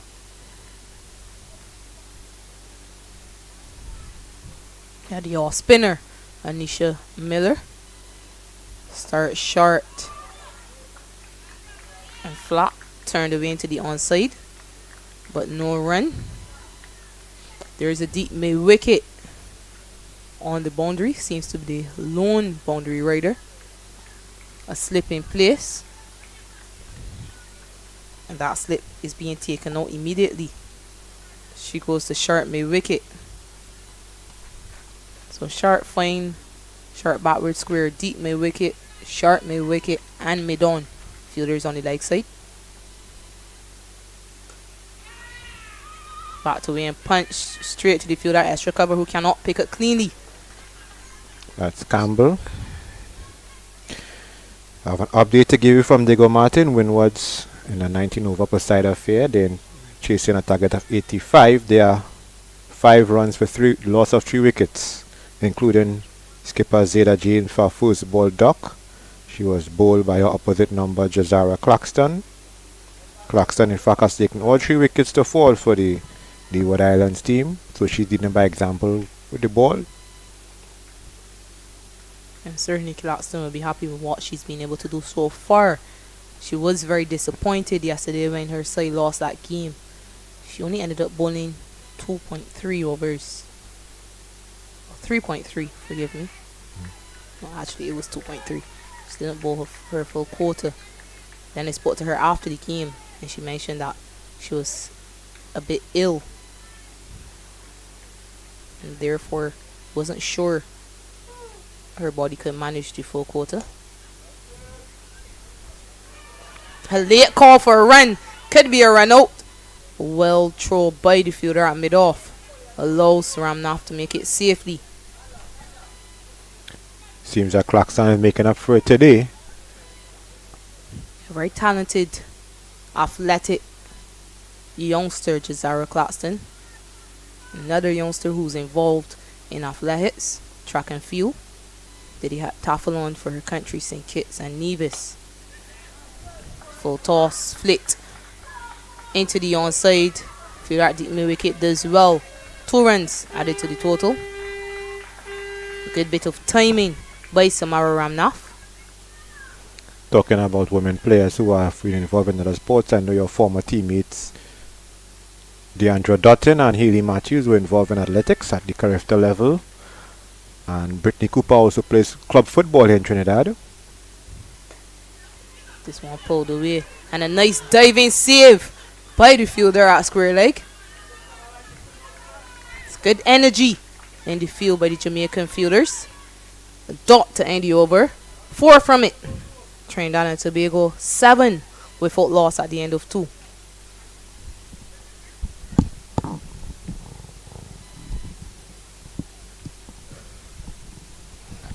Also mentioned in Night Twins, Kaisia Kaisona. I understand they both played football. He's at club level or international level for Barbados. Yeah, they played for Barbados. They also did track and field as well. Obviously, Deandra Dotton with 3 gold medals at Carifta in shot put, javelin and discus. Haley Matthews with a gold in javelin. So well-rounded athletes. As Kimari Campbell continues low appeal, it was off her foot and ricocheted into the stumps. Luckily for the Trinidad and Tobago side, Ramtahal had kept her ground. So perhaps Kimari Campbell plays a bit of football as well. Good bit of skill. Oh no, it never touched her. It was straight into the stumps. I heard some appeals. I thought for sure it touched her. Another appeal. So lots going on in the middle. According to the slang, is what happened here.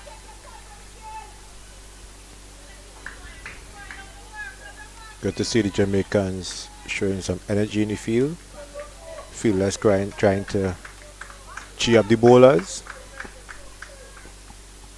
Yeah, they will need the support of their fielders if they're to get over the lane. Inside edge. Good early call for a single by Ramtahal. Getting a bit cloudy here, but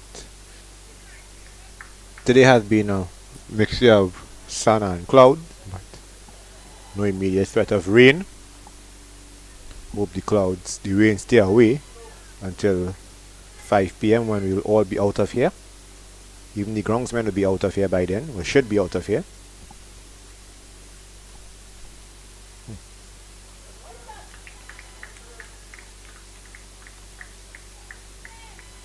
That look wide to me, but I'm a good distance away in the commentary booth, not out in the middle, and umpire Williams did not signal a wide.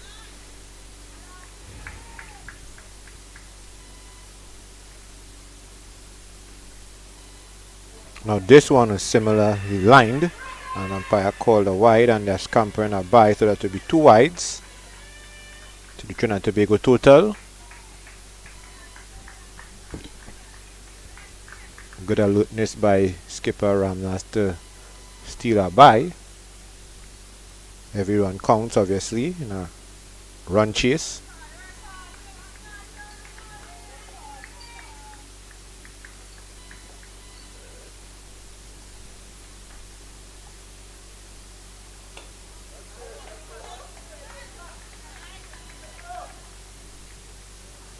Campbell keeping this one up to the batter. Ramnas drive to the cover for no run.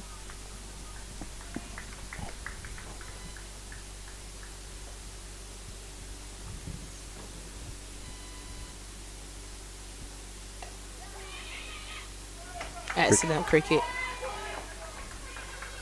Very good running by these two. Samara Ramnath making it in her mind early. She wanted to get a quick single. They were able to cross without harm. End of 3 overs. The total moves up to 11 without loss.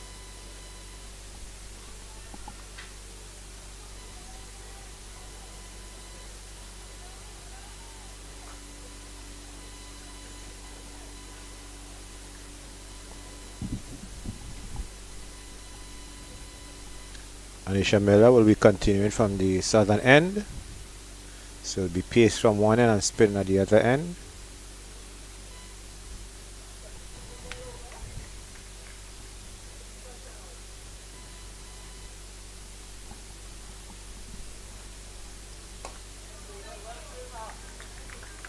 Nicely tossed up on this occasion and driven firmly back to the bowler. Fielder at point is being sent to the boundary.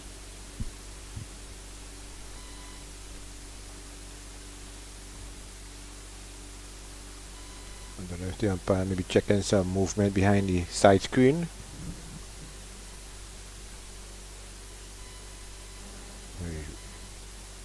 He was just on his walkie-talkie to the third umpire.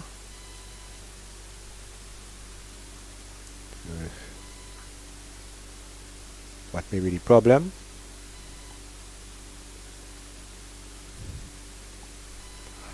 We have a slight delay.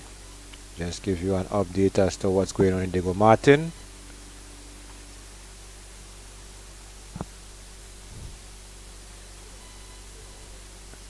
Windward Islands 9 for 3, the 5th over, in pursuit of 85 in a 19 over per side match.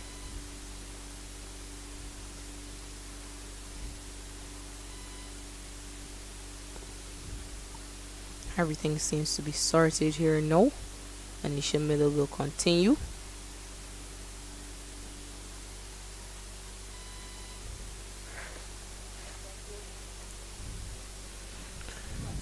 Offside field has been strengthened, so there is a short third, a backward point, a deep cover on the boundary, extra cover, and mid-off. Full, and this one smashed back over the bowler's head. Fielder at mid-on does well. Keeps it down to 1. That's Bryce. Anisha Miller's just missed her length on a number of occasions. She'll now be operating from around the wicket to the left-handed Ramtahal.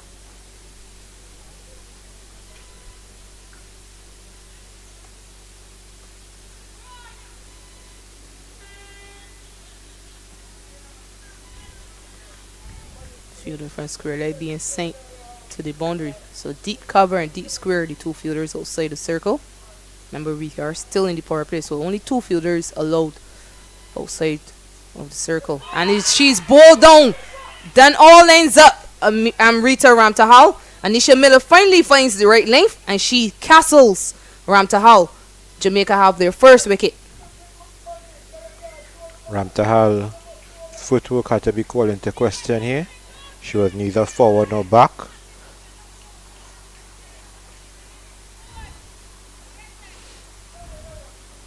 That's a half-hearted push, and off stump was rocked back by Miller.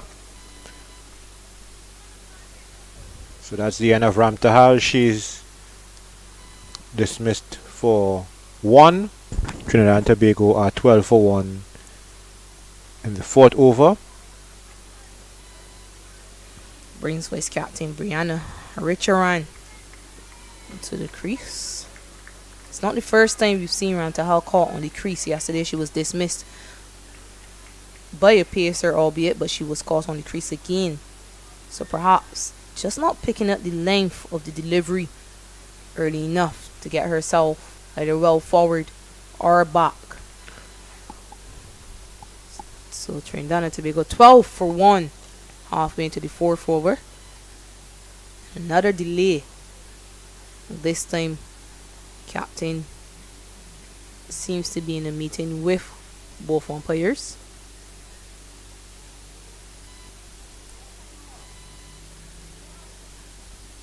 You're not quite sure what is happening, but a reminder that Trinidad and Tobago, they require 83 for victory if they're going to win this game. It is a truncated game. We lost 2 overs because of rain. Trinidad and Tobago won the toss, inserted the Jamaica team. And Jamaica got it to 82 for 7 and they're allotted 18 overs, led by vice captain Abigail Bryce, who got to 25 before she was dismissed by the star with the ball for the Trinidad and Tobago side, Kanika Kassar, who got 3 wickets today. So everyone back in their fielding positions as Harry Charan prepares to face her first delivery of Anisha Miller.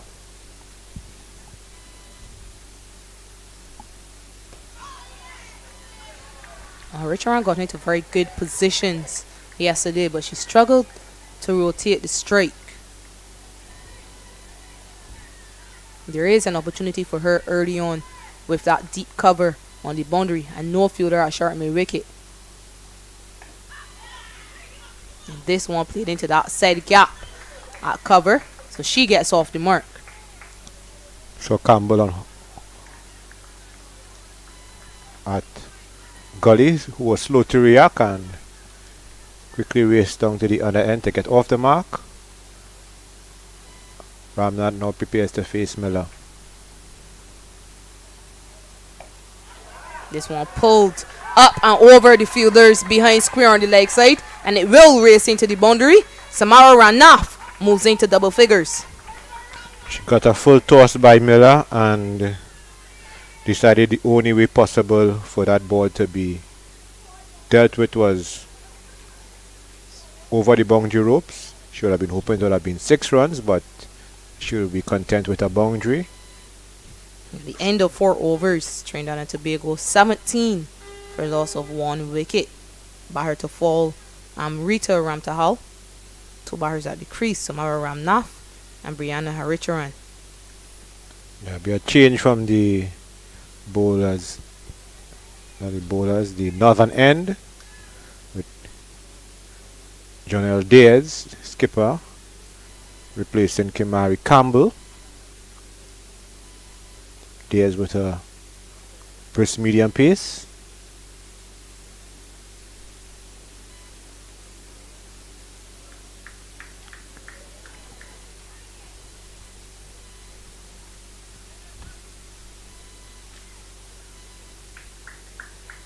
Diaz, who was injured during the Jamaica innings, came back out to complete the innings, and you see what she does with the ball. Immediately hits the pad of her run. Leg by will be signaled by the umpire. Jonelle Deers sent down 4 overs and got 2 for 26 in that encounter against Guyana. Yesterday she came in the back end of the innings and got a couple scalps.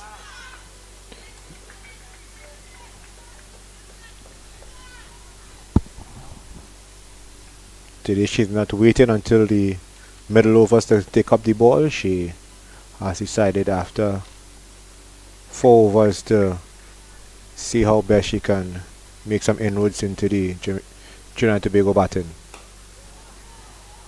This one hit over the top. Chance for the fielder running back from mid-on. She cannot get there. A chance for a run out. And she makes it her run. Got it over the head of Bryce at mid-on, who was running back. Ball stopped on the outfield. Will be a bit heavy because of the early morning showers. But she was able to make it for 2.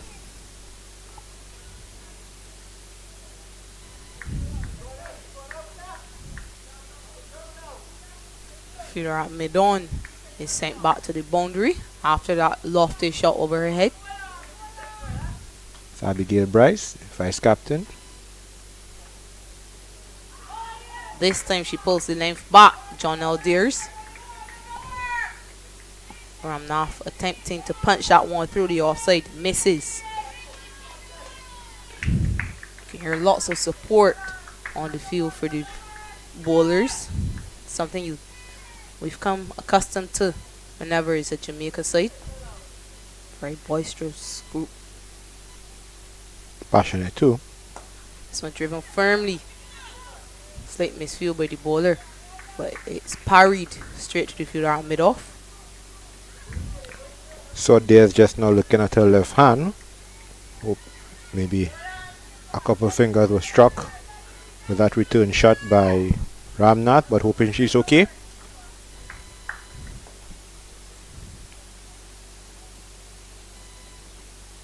This one full again and driven nicely. It deserved 4, but unfortunately for Ramnath, she picked out the fielder at extra cover who fielded it cleanly. So a dot to end. 2 runs off the bat from that over and a leg by. So 3 in total from it.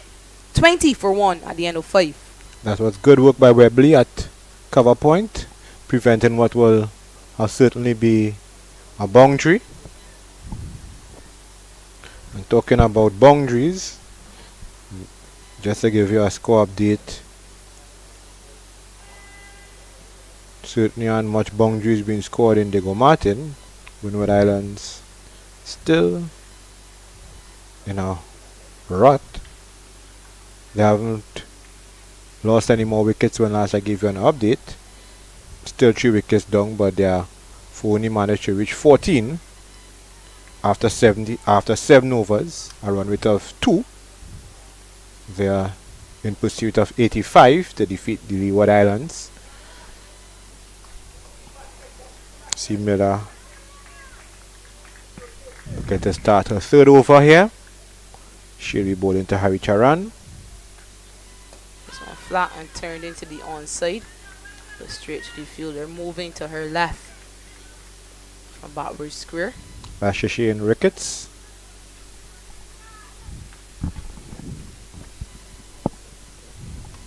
Wonder she's related to Donovan Ricketts, former footballer.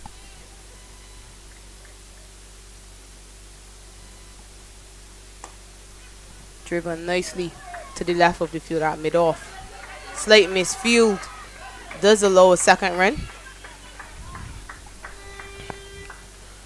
A textbook cover drive by Harry Charan. Got a couple runs as a consequence.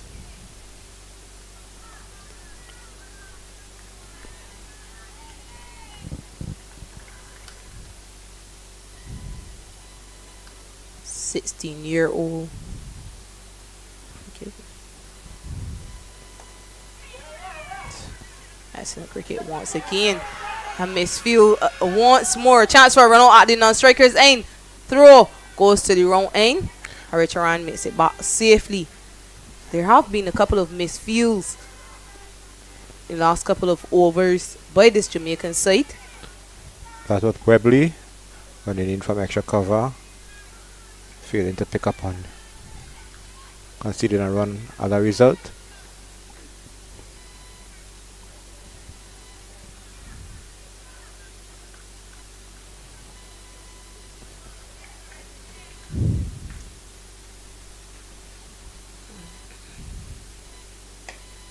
This one pulled into the onside. She's on the boundary is very square, so has to run to her left, but she does well. This 16-year-old Brianna Haricharan, the vice captain of this Trinidad and Tobago team in the absence of the injured KD Jazz Mitchell.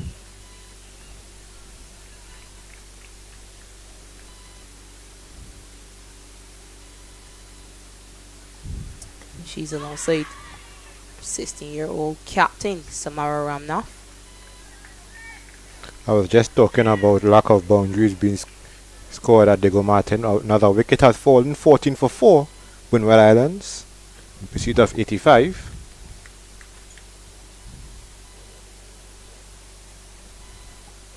This one sharp, played nicely up to the fielder at mid-off. Dot to end the over, 4 from it. Trinidad and Tobago 24 for 1 at the end of 6.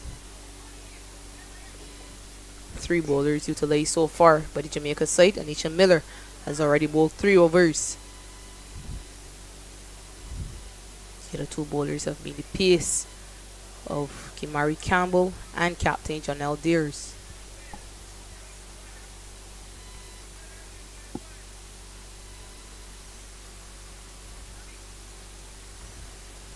Just a while ago I was mentioning the good work with the ball by Jazara Clarkson. She has taken a catch to dismiss Natalia Phillip of the bowling of Kampala Paddy.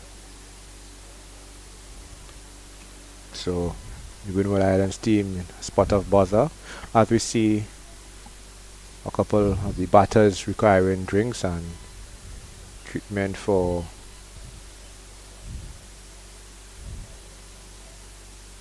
Haricharan. Requires some medical attention, some spray to her left knee. We have a break of play as far as West Indies fans are concerned, while there will be youth cricket action going on in Trinidad and Tobago and St. Vincent. There will be attention in England as red ball cricket returns. West Indies will be starting their first test match against England on Wednesday. Unfortunate news a few days ago that Kemar Roach will not be part of the team due to an injured left knee. Replacement Jeremiah Louis. Personally, I will obviously like to see West Indies win every match, but also too I would like to see growth in the team. So a team that was written off by many, myself included, against Australia and came good in the second test in Brisbane. I'd like to see a few more of the newer brigades step up to the fold. Jeremiah Louis stepping into the shoes of a living legend, Kemar Roach, 270 test wickets for West Indies. He will be missed dearly on that tour of England, but it is an opportunity for youngsters to display their talent. Back life here, John Aldeers to continue.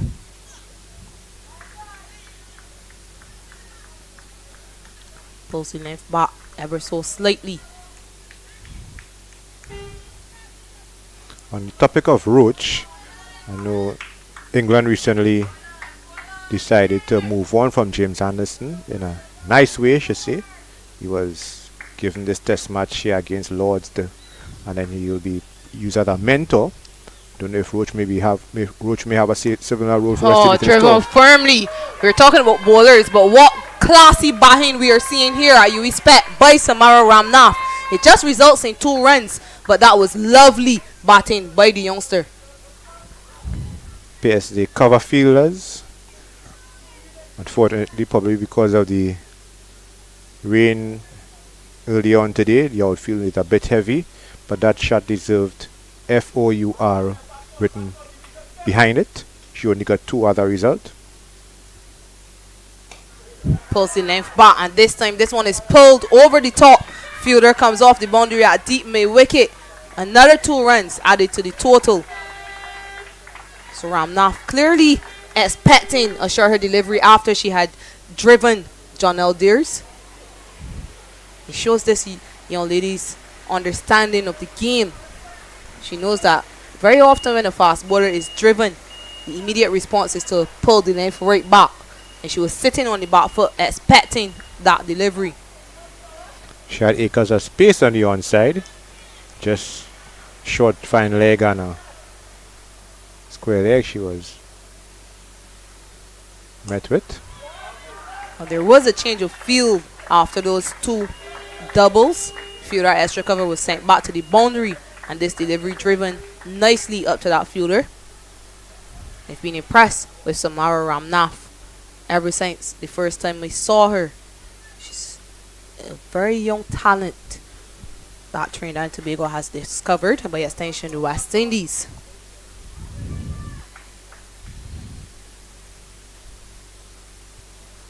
Today in particular, she's really timed the ball exquisitely. Yesterday she struggled a bit with her timing due to the slowness of the surface, and perhaps maybe put herself under a bit of pressure because she didn't score runs in that initial game. But today she's looked as fluent as ever. Wide by Jonelle Deers takes the score up to 30. Was belatedly called wide too, but basically the umpire called wide when Deers was almost past him, going back to her delivery mark. The umpires like to take their time, don't they? This one too full and firmly driven. A bit of football skill. Is that? What is that? Extra cover.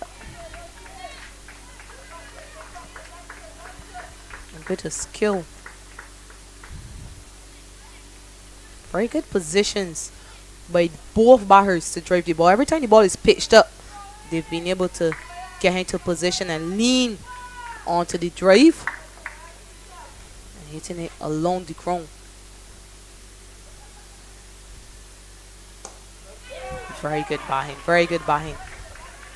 This one a bit straighter, and she's able to drive it up to the fielder at long on. So single to end the over. 8 from it. Trinidad and Tobago 32 for 1 after 7. Shakira talking just now about umpires who took a long while to give her dismissal. There's a notorious West Indian umpire who many said took days before he rose his finger. Talking about Steve Bucknor. Recently I read a story at Cricket Info that he's living in New York and he does football refereeing. He was a former FIFA referee, but he's back into the football refereeing fray in New York. Even at the age of 71, he says yes, he is able to do some running during the matches. There are times where he may not be able to run as fast as some of the players, but he still keeps himself fit. Left arm orthodox spinner Brianna Plummer, 16-year-old, quick single, and she makes it. Ramnath. So they're putting pressure on the fielders, these Jamaican fielders in the circle. They've run lots of singles, which have been struck straight to the fielders, and they're asking them to come in closer, so then they're able to hit over the top with ease. Well defended by Harry Charan. Jamaica will still have to keep up the pressure. Don't want this game to get beyond them.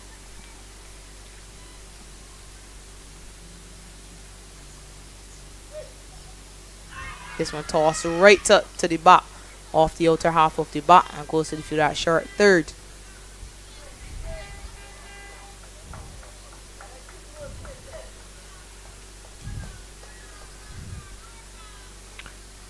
We have Smelly, Samara Smelly. She's wearing number 58. even though on our sheets here she's listed to wear number 3.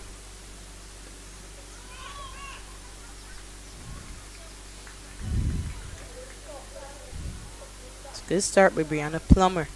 She's been able to build a few dots in hopes to revert the pressure onto the Trinidad and Tobago batters.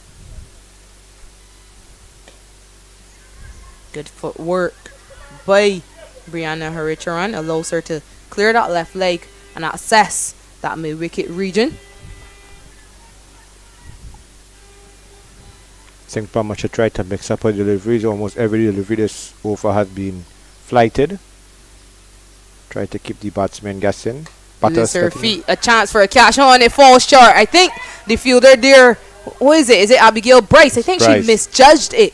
She needed to take 2 extra steps, and it could have been a simple chance, and it was Samara Ramnath who was given. In fact, it was Haricharan.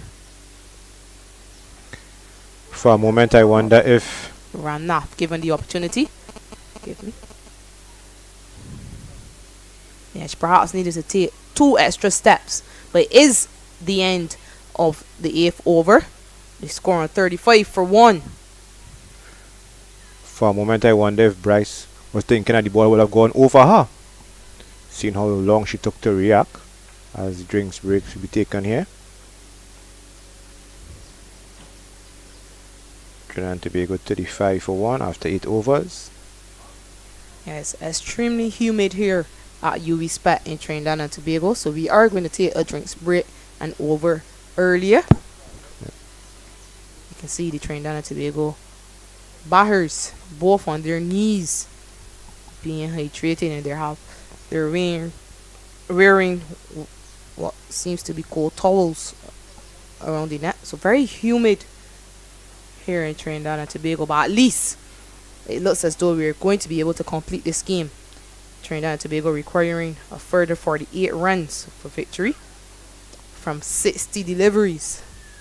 So 10 overs remaining. Remember, it is a truncated game. 18 overs aside. Jamaica being inserted got it to 82 for 7 in their allotted 18 overs. In pursuit, Trinidad and Tobago are 35 for 1. Captain Samara Ramnath on 23, still at the crease, and vice captain Brianna Haricharan on 6. During this interval here, I'll just give you an update as to what's going on in Diego Martin. 19 overs per side affair. Leeward Islands 84 for 3 after in their 19 overs. Windward Islands after 10 overs 21 for 5. Natalia Phillip and Amia Gilbert both top scoring with 4 each.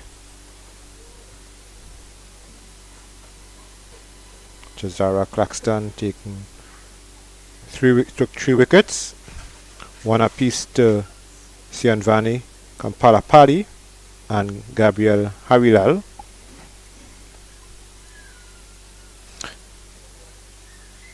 Just a while ago I was mentioning about Kemar Roach not being able to play in this England tour. Hopefully he'll be kept on as a mentor, similarly to what England plan to do with James Anderson when he retires. It would be good if Roach is still around with the team. The younger brigade of fast bowlers like Jaden Seals and Jeremiah Louis and the unrelated Josephs. See how that goes. Back to the action here at St. Augustine. Vice captain Abigail Bryce, after dropping that opportunity last over, being given a chance to make up, she will be hoping that she can dismiss Ramnath. Ramnath going nicely on 23 from 30 deliveries. Nicely played.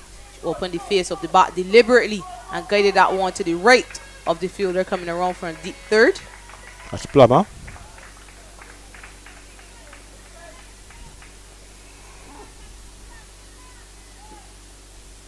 Good batsmanship by Ramnath.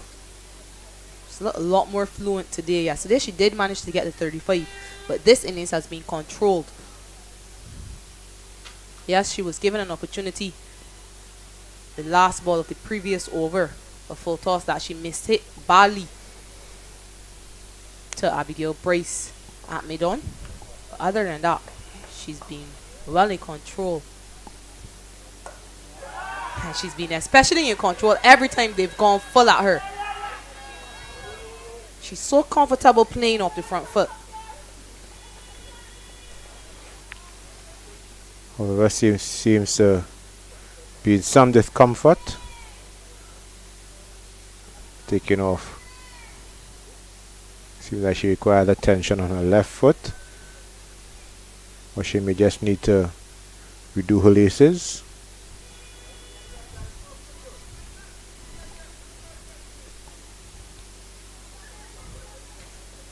Reminder that Ramnath was also good with ball in hand. She sent down 4 overs and got 1 for 11. Standout bowler for the Trinidad and Tobago side was Kanika Kassar once more. 3 for 18 today to follow up 2 for 14 yesterday. Yesterday, Kassar finished the game with the bat in a very close encounter. She'll be hoping she's not required with the bat today. Her side requires 45 runs from 58 deliveries. Bryce to her richer run. This one wide. Gets in line nicely, Bryce, but slaps it straight to the fielder at extra cover. Sutherland was unable to collect the throw.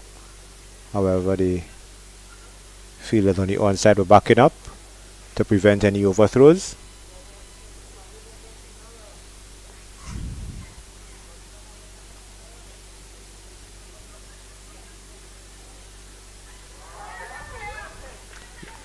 That will be called a wide by umpire Johan Williams.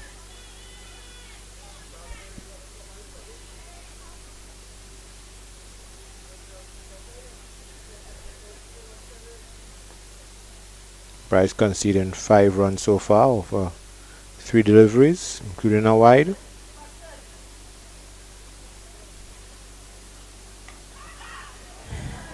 This one off the outer half of the bat inadvertently goes down to Brianna Plummer at deep third.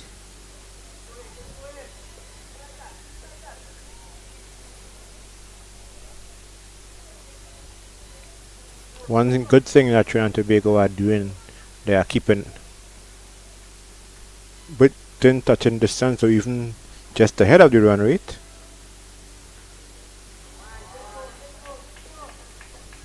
Deliveries like this will not help Bryce's cause and by extension Jamaica's. Another wide bowled, this time down your leg side. Second wide she has bowled so far in this over. Partnership of 30 of 31 deliveries.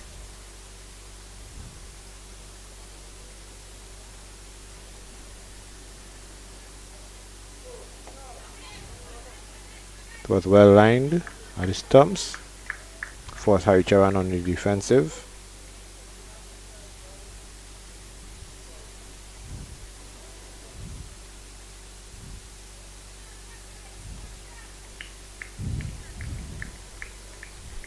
Seven runs from the over so far.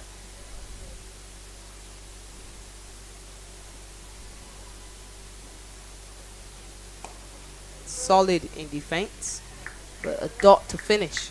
So it remains 7 runs from the 9th over. Trinidad and Tobago 42 for 1.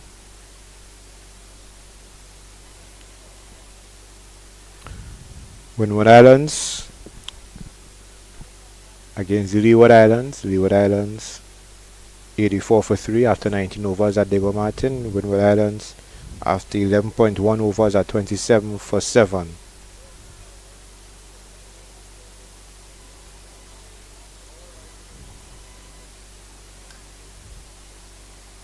Another crease on 8. Just the tail to come. Jodisha Francois, Shadia Seaman and Destiny Edward.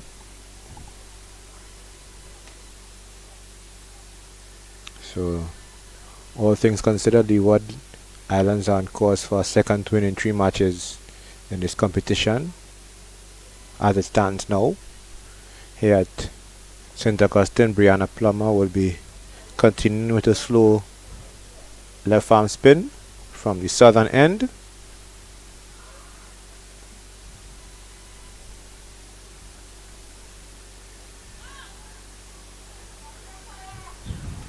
Wide signal by umpire Troy Tudor. And Ramnath hardly had to move. Ball was fired down the leg side. Well, I shouldn't say fired. It was aimed at the leg side. Took a while to reach the keeper.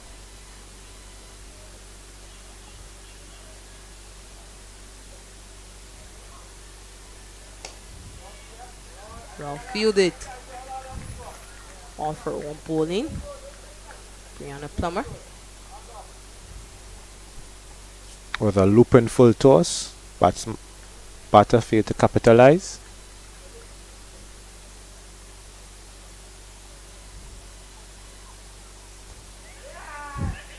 Straight to the fielder. A chance for a run out. I think the wicketkeeper dropped it. I think it was straight into the hand of the wicketkeeper. Not the best throw, but it hit into the gloves and flew back out. Keeper ended up, her gloves I think crashed into the stumps. Yeah, she broke the stumps, the wicketkeeper. Sutherland. With her left arm. Should have been an easy run out, but another opportunity being given. This could be crucial. They wanted to break this partnership. If she had left the ball alone, all likelihood that the ball would either hit his stumps, or she could have collected the ball and broken his stumps. With Harry Charan well short of her ground. And now a misfield to make matters worse.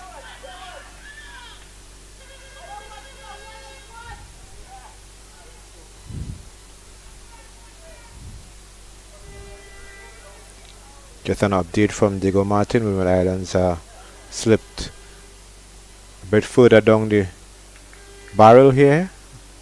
They are 27 for 8 after 12 overs, chasing a target of 85 to defeat Leeward Islands.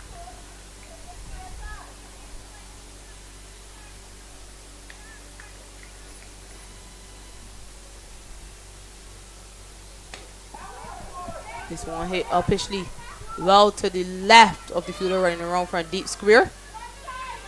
Does well, but 2 runs added to the total.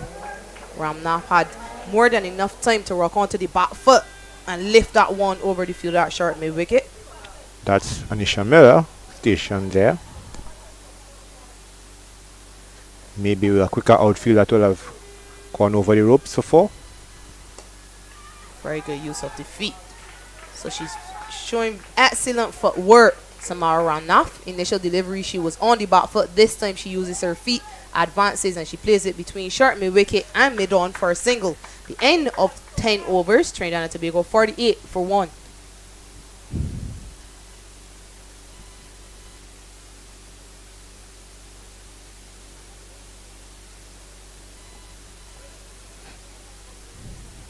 There's no. We have to try something different, tactically, I should say. Game may be drifting away from Jamaica. Bryce will still be continuing from the northern end.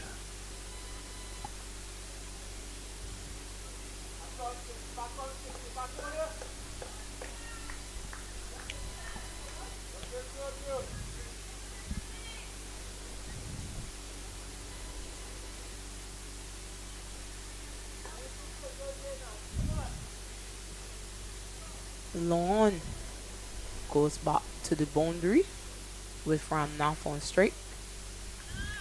There is a long on, deep cover, deep third, and deep mid wicket. This one driven to the right of long on. It should be 2 runs. Unfortunately, Ramnath cannot make it back, decides to say no. Remember, they have been struggling with the heat all day. It's very humid here at UE. Julian Ebanks attacking the ball from long on, restricting the batters to just one.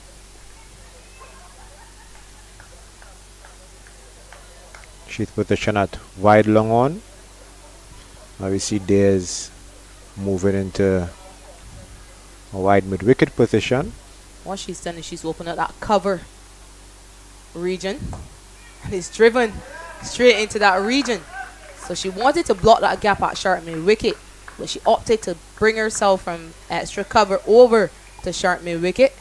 She has to find a way to block that gap as well. And that was good awareness by Ramnas, picking up a single where a gap was just created. As the Trinidad and Tobago 50 for 1 after 10.2 overs. Full toss again and driven to the right of the fielder at mid-off. So really playing with the field, manipulating the field to their advantage, Trinidad and Tobago. Jonelle Deers tried to cover that cover region by sending the fielder at mid-off to her left. The ball ended up being driven to the right of that fielder. Fielder at long on had to run around to field that. Now she changes the field again. So these two batters are creating a headache for the captain of this Jamaica side. Short delivery. And look at that. This is excellent batting. I am enjoying this. I have absolutely no bias. And it does not matter to me who wins the game, but I am enjoying this period of batting by these two batters. I'll be rude here. I'll say why you will not have any bias. You want to see the future of West Indies cricket come to the fore. Of course. Players like yourself, Marissa Aguilera, Deandra Dutton, Stephanie Taylor, Cornell, Anissa Mohammed, you all perform with distinction for many years and you all want to see the baton being passed on to this crop of players here. Yes, we still have the Haley Matthews and the Sherman Campbells around, the Karishma Ramaraks, but I know you will be more than happy to see a few of these players within the next few years making a name on the global stage. Yeah, certainly, as we have a pause again. Treatment being given to Samara Ramnath, who seems to be really struggling. But yeah, I support West Indies cricket. We play as a unit, so it doesn't matter if the player is from Barbados, Trinidad, Jamaica, Windward, Leeward, or Guyana. I support West Indies cricket. So I'm very excited when I see young talent coming through. Samara Ramnath is one that I think will be a bright spark for West Indies cricket. She clearly has an understanding of the game. A real student of the game she seems to be. And she's displaying all her talent here. For everyone tuned in to see.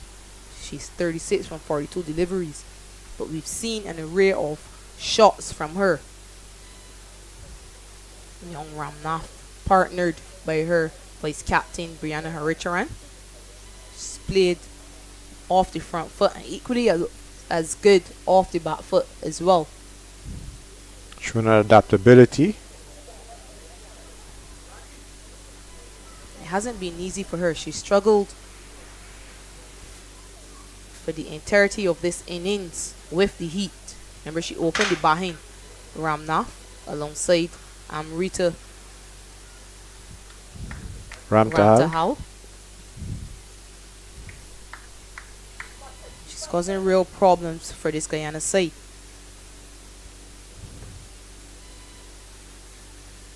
Abigail Bryce to finish her second over.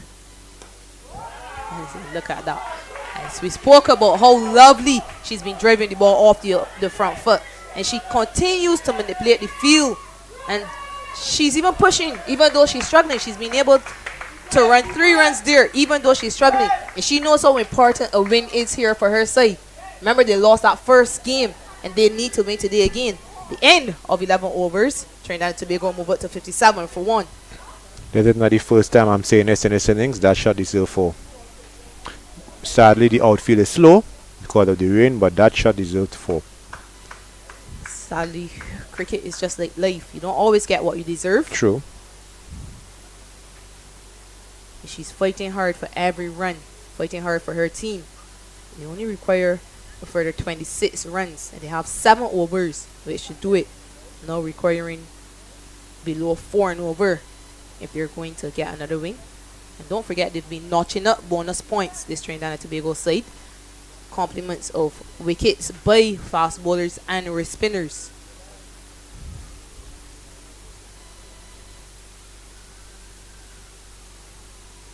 Sure, they would have been hoping that Barbados would have been able to beat Guyana today, so they could surpass Guyana, but they've been able to get important bonus points. You never know what a difference that could make.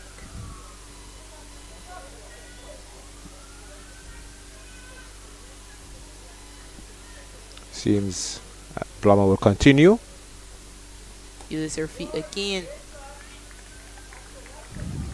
Shaped as though she wanted to drive that one down to long on. Eventually drove it nicely to the fielder extra cover. There is a long on, long off, deep cover, and deep mid wicket.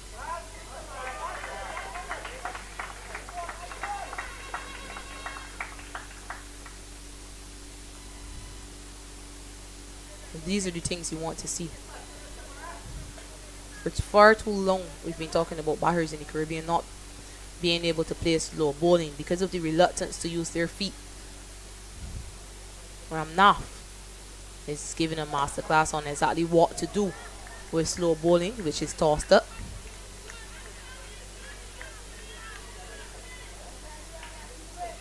Wondering if Ramnath's familiarity with slow bowling may be an asset here in the way that she's able to read what the bowlers are giving her. Driven nicely to the fielder coming off the cover boundary. In terms of understanding what the bowlers are trying to do as a fellow finger spinner.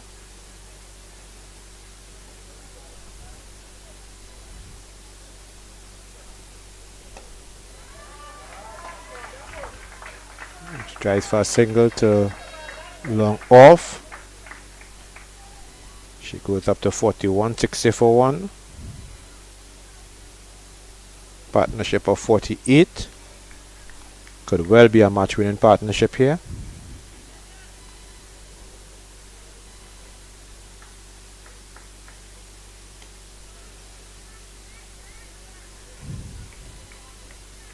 Dot to end the 12th over. Trinidad and Tobago 60 for 1.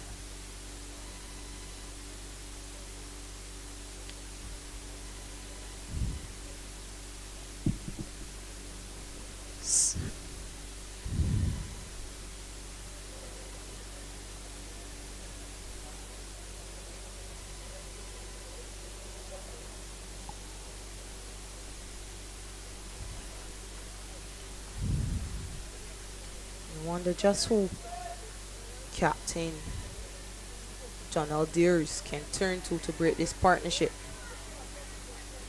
These two have been able to score quite easily. Looks like it's going to be Monica Reed into the attack for the first time today.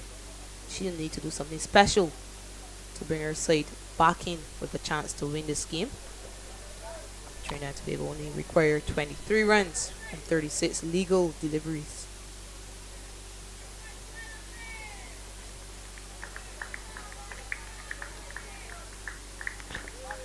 Adego Martin, Windward Islands, 38 for 8 in the 15th over in pursuit of 85 to defeat the Leeward Islands women.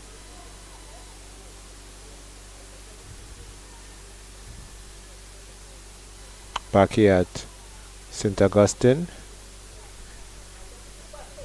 Sri Ramnath was just looking at the pavilion. Don't know if she required attention or what. You'll see how that plays out. Wide delivery by Miller. Batters scamper by, so it's 2 wides. With 2 wides to Miller. Partnership goes up to 50. So excellent batting partnership between these two, captain and vice captain of this Trinidad and Tobago team, and it's just come off 51 deliveries. Very healthy scoring rate. Exactly what this team required. And they seem to be improving every game, this Trinidad and Tobago outfit. Unfortunately for them, they lost that first game. It doesn't mean that they can't win this championship. Another wide sent down by Monica Reed.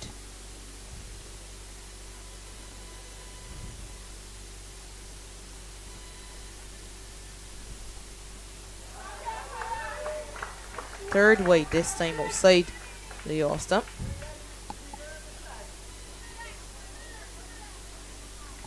Seems as if Reed, once they get the match finishing, it's over.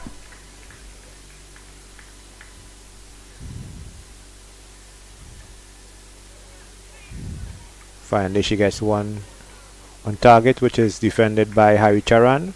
Harry Charan has only contributed 10 runs in his partnership, but she has not let the bowler settle, and she has been more than happy and more than willing to give Ramna the strike as the settled batter,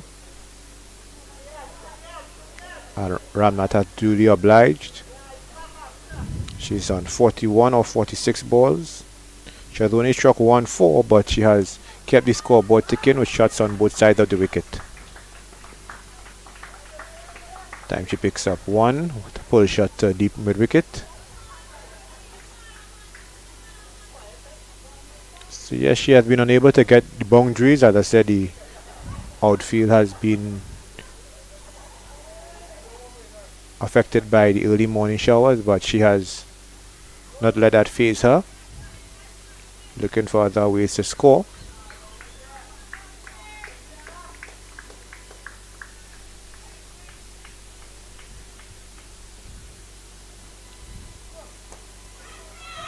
Chance for a catch. Will it be taken? It's an excellent catch. Diving forward by Abigail Bryce. She seems to have hurt herself, but she's taken a very good catch diving forward. This could be an important breakthrough. That's the end of Harry Charan. I was singing her praises, but she has been dismissed. Bryce seemed to have maybe injured either her right hand or her stomach, but it was good awareness, good alertness as she ran in from long on to take the catch, complete the catch. She is in some discomfort, but she's up and about now. That's the end of Harry Charan. That's the end of a 50 wicket partnership as well. And Trinidad and Tobago now 66 for 2 after 12.5 overs. Well in control of this game. They just require a further 17 runs from 31 legal deliveries. Monica Reed gets a wicket after starting with 3 wides.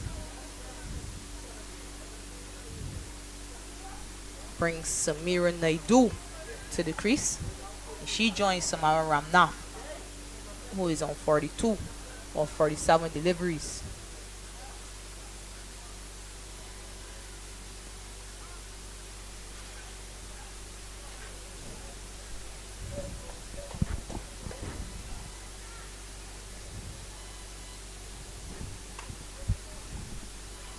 Jamaicans will need to keep believing, limit the extras, improve the fielding. I never quite know what could happen. This game is not yet over. Make this 17 runs as hard as possible. That one faster beats Naidu for pace. Well taken by wicketkeeper Sutherland behind the stumps.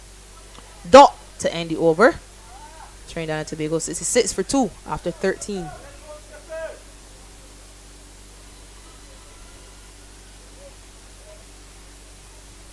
Taking a glance at the scoreboard, that's what's going on in Diego Martin. 9 wickets are fallen now for the Windward Islands team. 42 for 9 after 15.2 overs.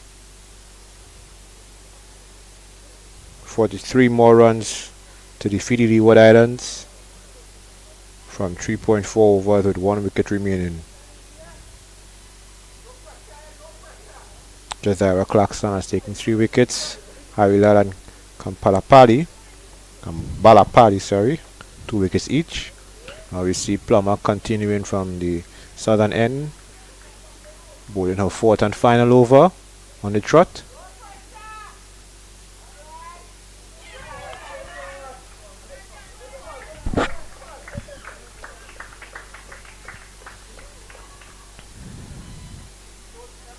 So Plummer's kept things tight from the southern end. Has been economical as well too, only conceding 12 runs off 3 overs. Uses her feet again. Ramnath, perhaps not quick enough. Ball almost scraping under the bat. Getting lots of instructions from her family supporting to our left. Send off the back foot, punches it to the fielder and deep. That's Bryce at deep cover. Took a wonderful catch a few minutes ago to dismiss Harry Charan. And brings Naidu on straight for the first time to Plummer. And I'm wondering if Jamaica could find a way to keep Naidu on straight. Get a few dots bowling at her. They don't seem to be changing the field. There's still 4 fielders on the boundary for Naidu, who is the new batter. It's only faced 1 delivery so far. This is way too easy. And that is easier. Fortunately for them, Naidu could not reach it. Wide ball. Way down the leg side. I think they should try to attack the new batter Naidu, at least bringing one of the boundary fielders into the 30-yard circle. Yeah, it's worth bringing up that long off and bringing in the deep cover at the very least.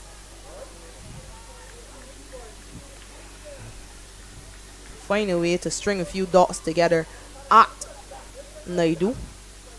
Perhaps then she could feel as though she's under pressure.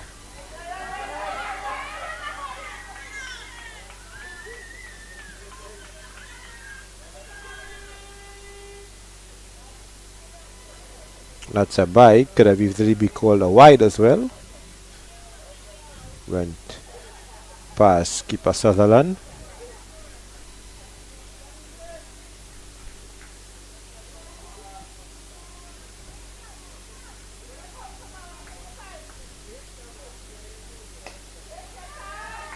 Pulls this one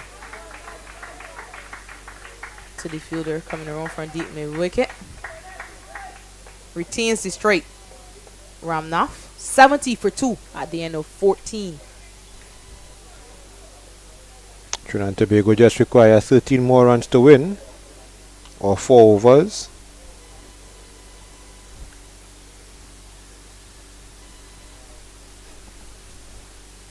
Yeah, it's going to take a miracle for Jamaica to win this one.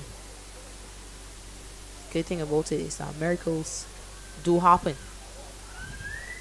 Brianna Plummer completing her quarter. Sent down 4 overs for just 15 runs. She would have wanted to see something other than a 0 in that wicket column. So good tidy spell. But unfortunately for her, she wasn't able to take a wicket. It will be Monica Reed to continue though. Again, they've just 13 runs required. You have to take a risk and put some pressure even on Samara Ramnath, although she's 44.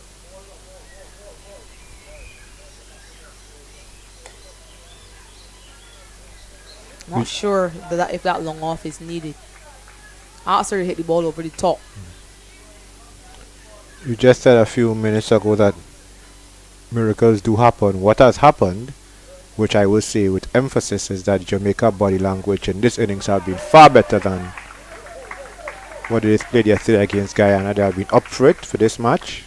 Yes, they have only picked up 2 wickets, but they have not let Trinidad and Tobago run away with this match. They have, even though Ramnath has been positive with her intent, they have not thrown in a towel.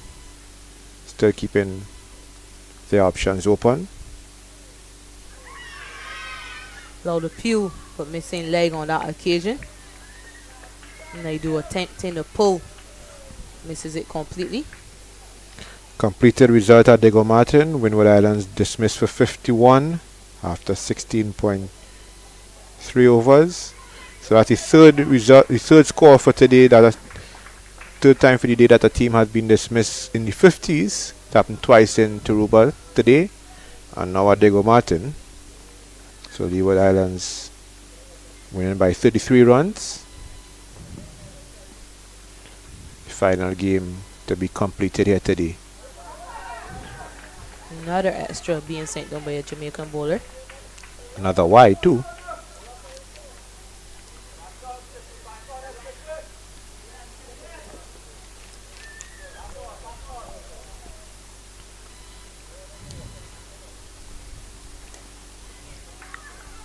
Quick single. Lovely use of her feet. Fumble.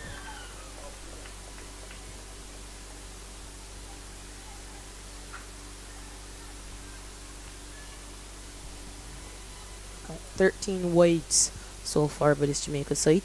Something you can ill afford when you've only scored 82. Required rate has dropped below 3 now. 9 runs required from 19 deliveries. One would think that if there's any chance of Jamaica finding a way to win this game, they have to find a way to out Ramnath. She's 46 or 54 deliveries.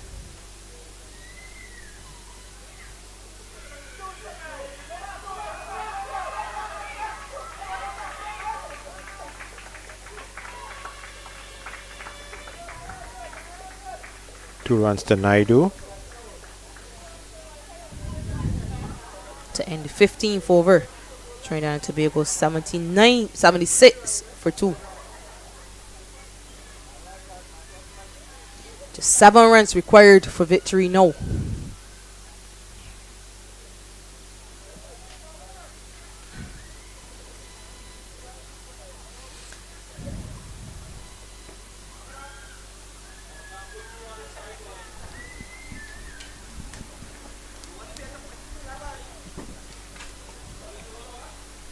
And what Trinidad and Tobago batters have done today is they've managed to negate any impact by the Jamaican Pacers. Abigail Bryce and Jonelle Deers have been taking wickets for this Jamaica side previously. They've kept them out. As well as Campbell who opened the attack, bowled a couple overs. Safely negotiated by the opening pair of Ramtahal and Ramnath. Will be Anisha Miller for her final over. Remember, she accounted for the first wicket of Amrita Ramtahal. She'll be hoping to take another. Aptly played through the leg side by Samara Ramnath. She's really picked her gaps to perfection today. Relied more on her timing as opposed to trying to muscle the ball.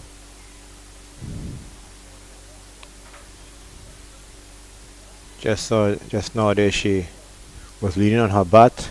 Maybe exhaustion, but as captain she'll want to see this one through.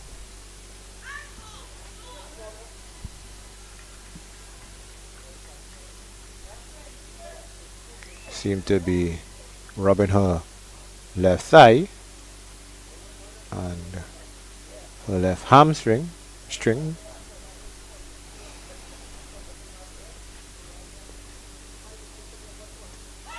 And ball down. She accounts for another left-hander. So she's been good today, Anisha Miller. She gets the important wicket of Naidu. But just 6 runs required for victory for Trinidad and Tobago.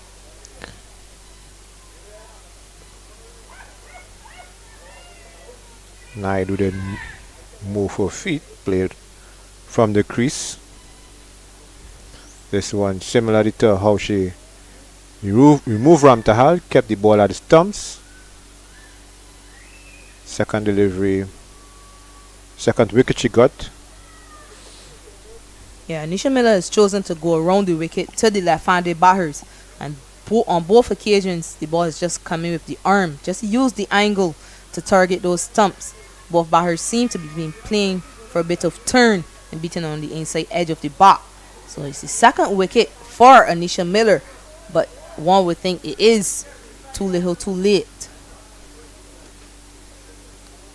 Brings to the crease Lilianis Espinoza, Venezuelan born player. Jamaica will still have to believe this. They can't.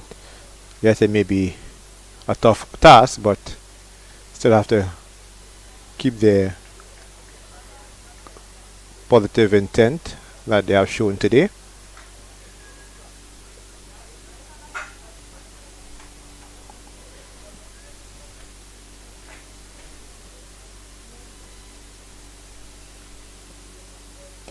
Full toss, driven back to the bowler.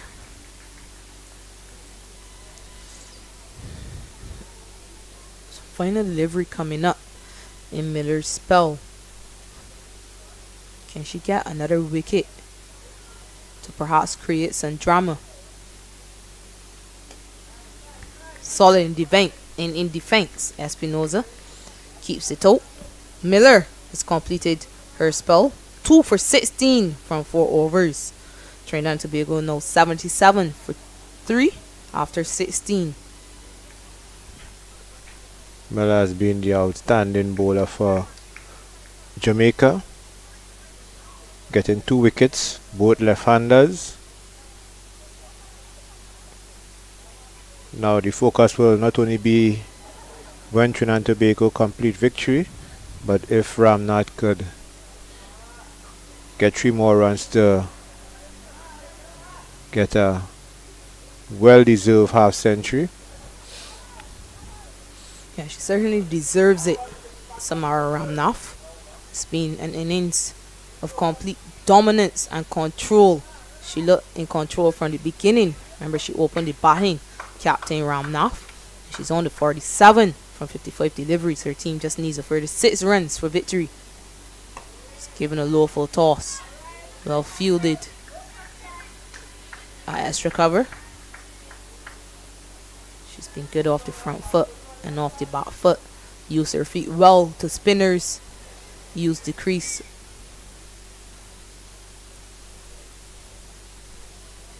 well as well.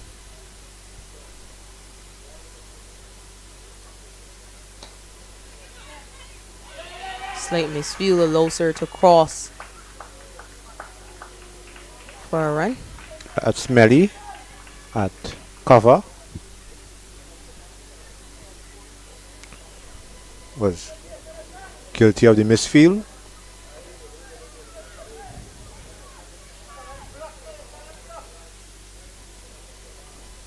The cover coming into the circle.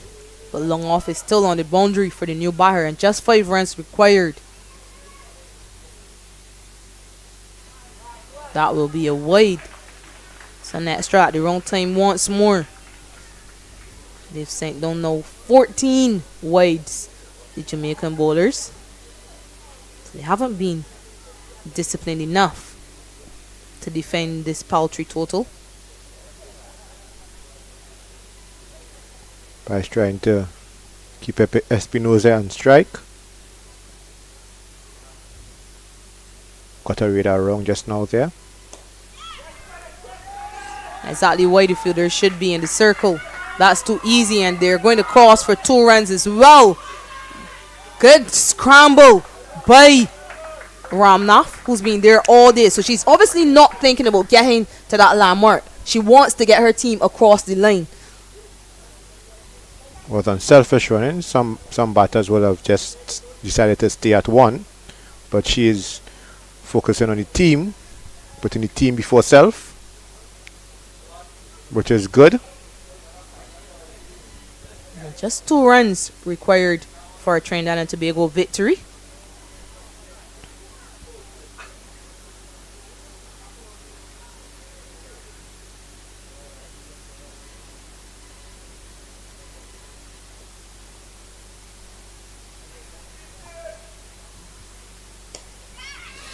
Chance for a catch, but again the fielder is on the boundary at long on, so scores are tied now. So Trinidad and Tobago need 1 run for their second victory of this year's CWI on the 19 Women's Rising Stars Championship. So Ramnath's in discussion with a member of the technical staff, maybe wondering how much more runs needed. She's 1 hit away from a boundary, and she tries to get that half century.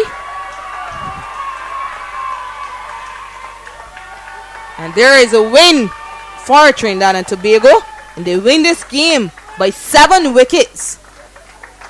Complete dominance by the Trinidad and Tobago outfit.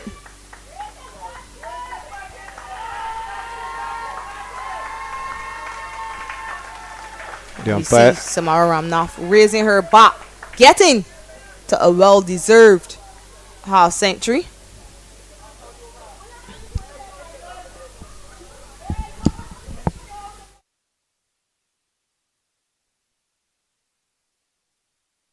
result has been completed.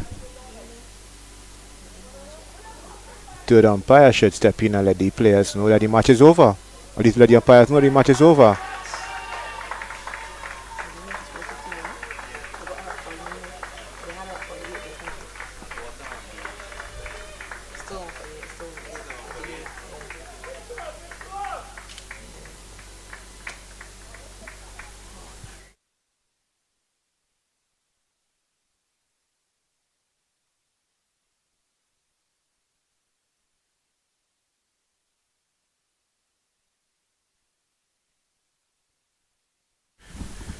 All the dust has been settled. Trinidad and Tobago have completed a second win on the trot, defeating Jamaica by 7 wickets.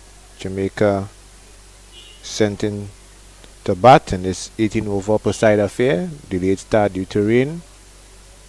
They were restricted to 82 for 7 after 18 overs.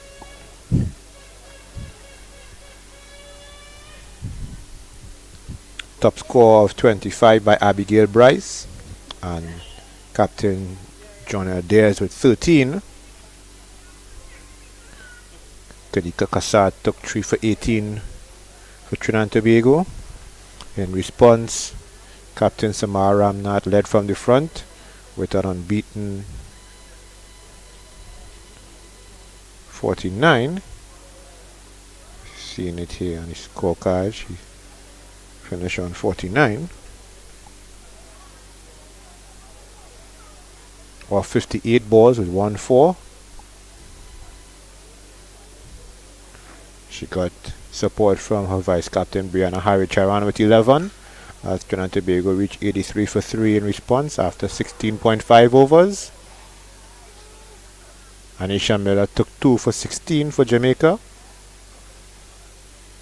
So that's victory for Trinidad and Tobago here at the Sir Frank Worrell Ground.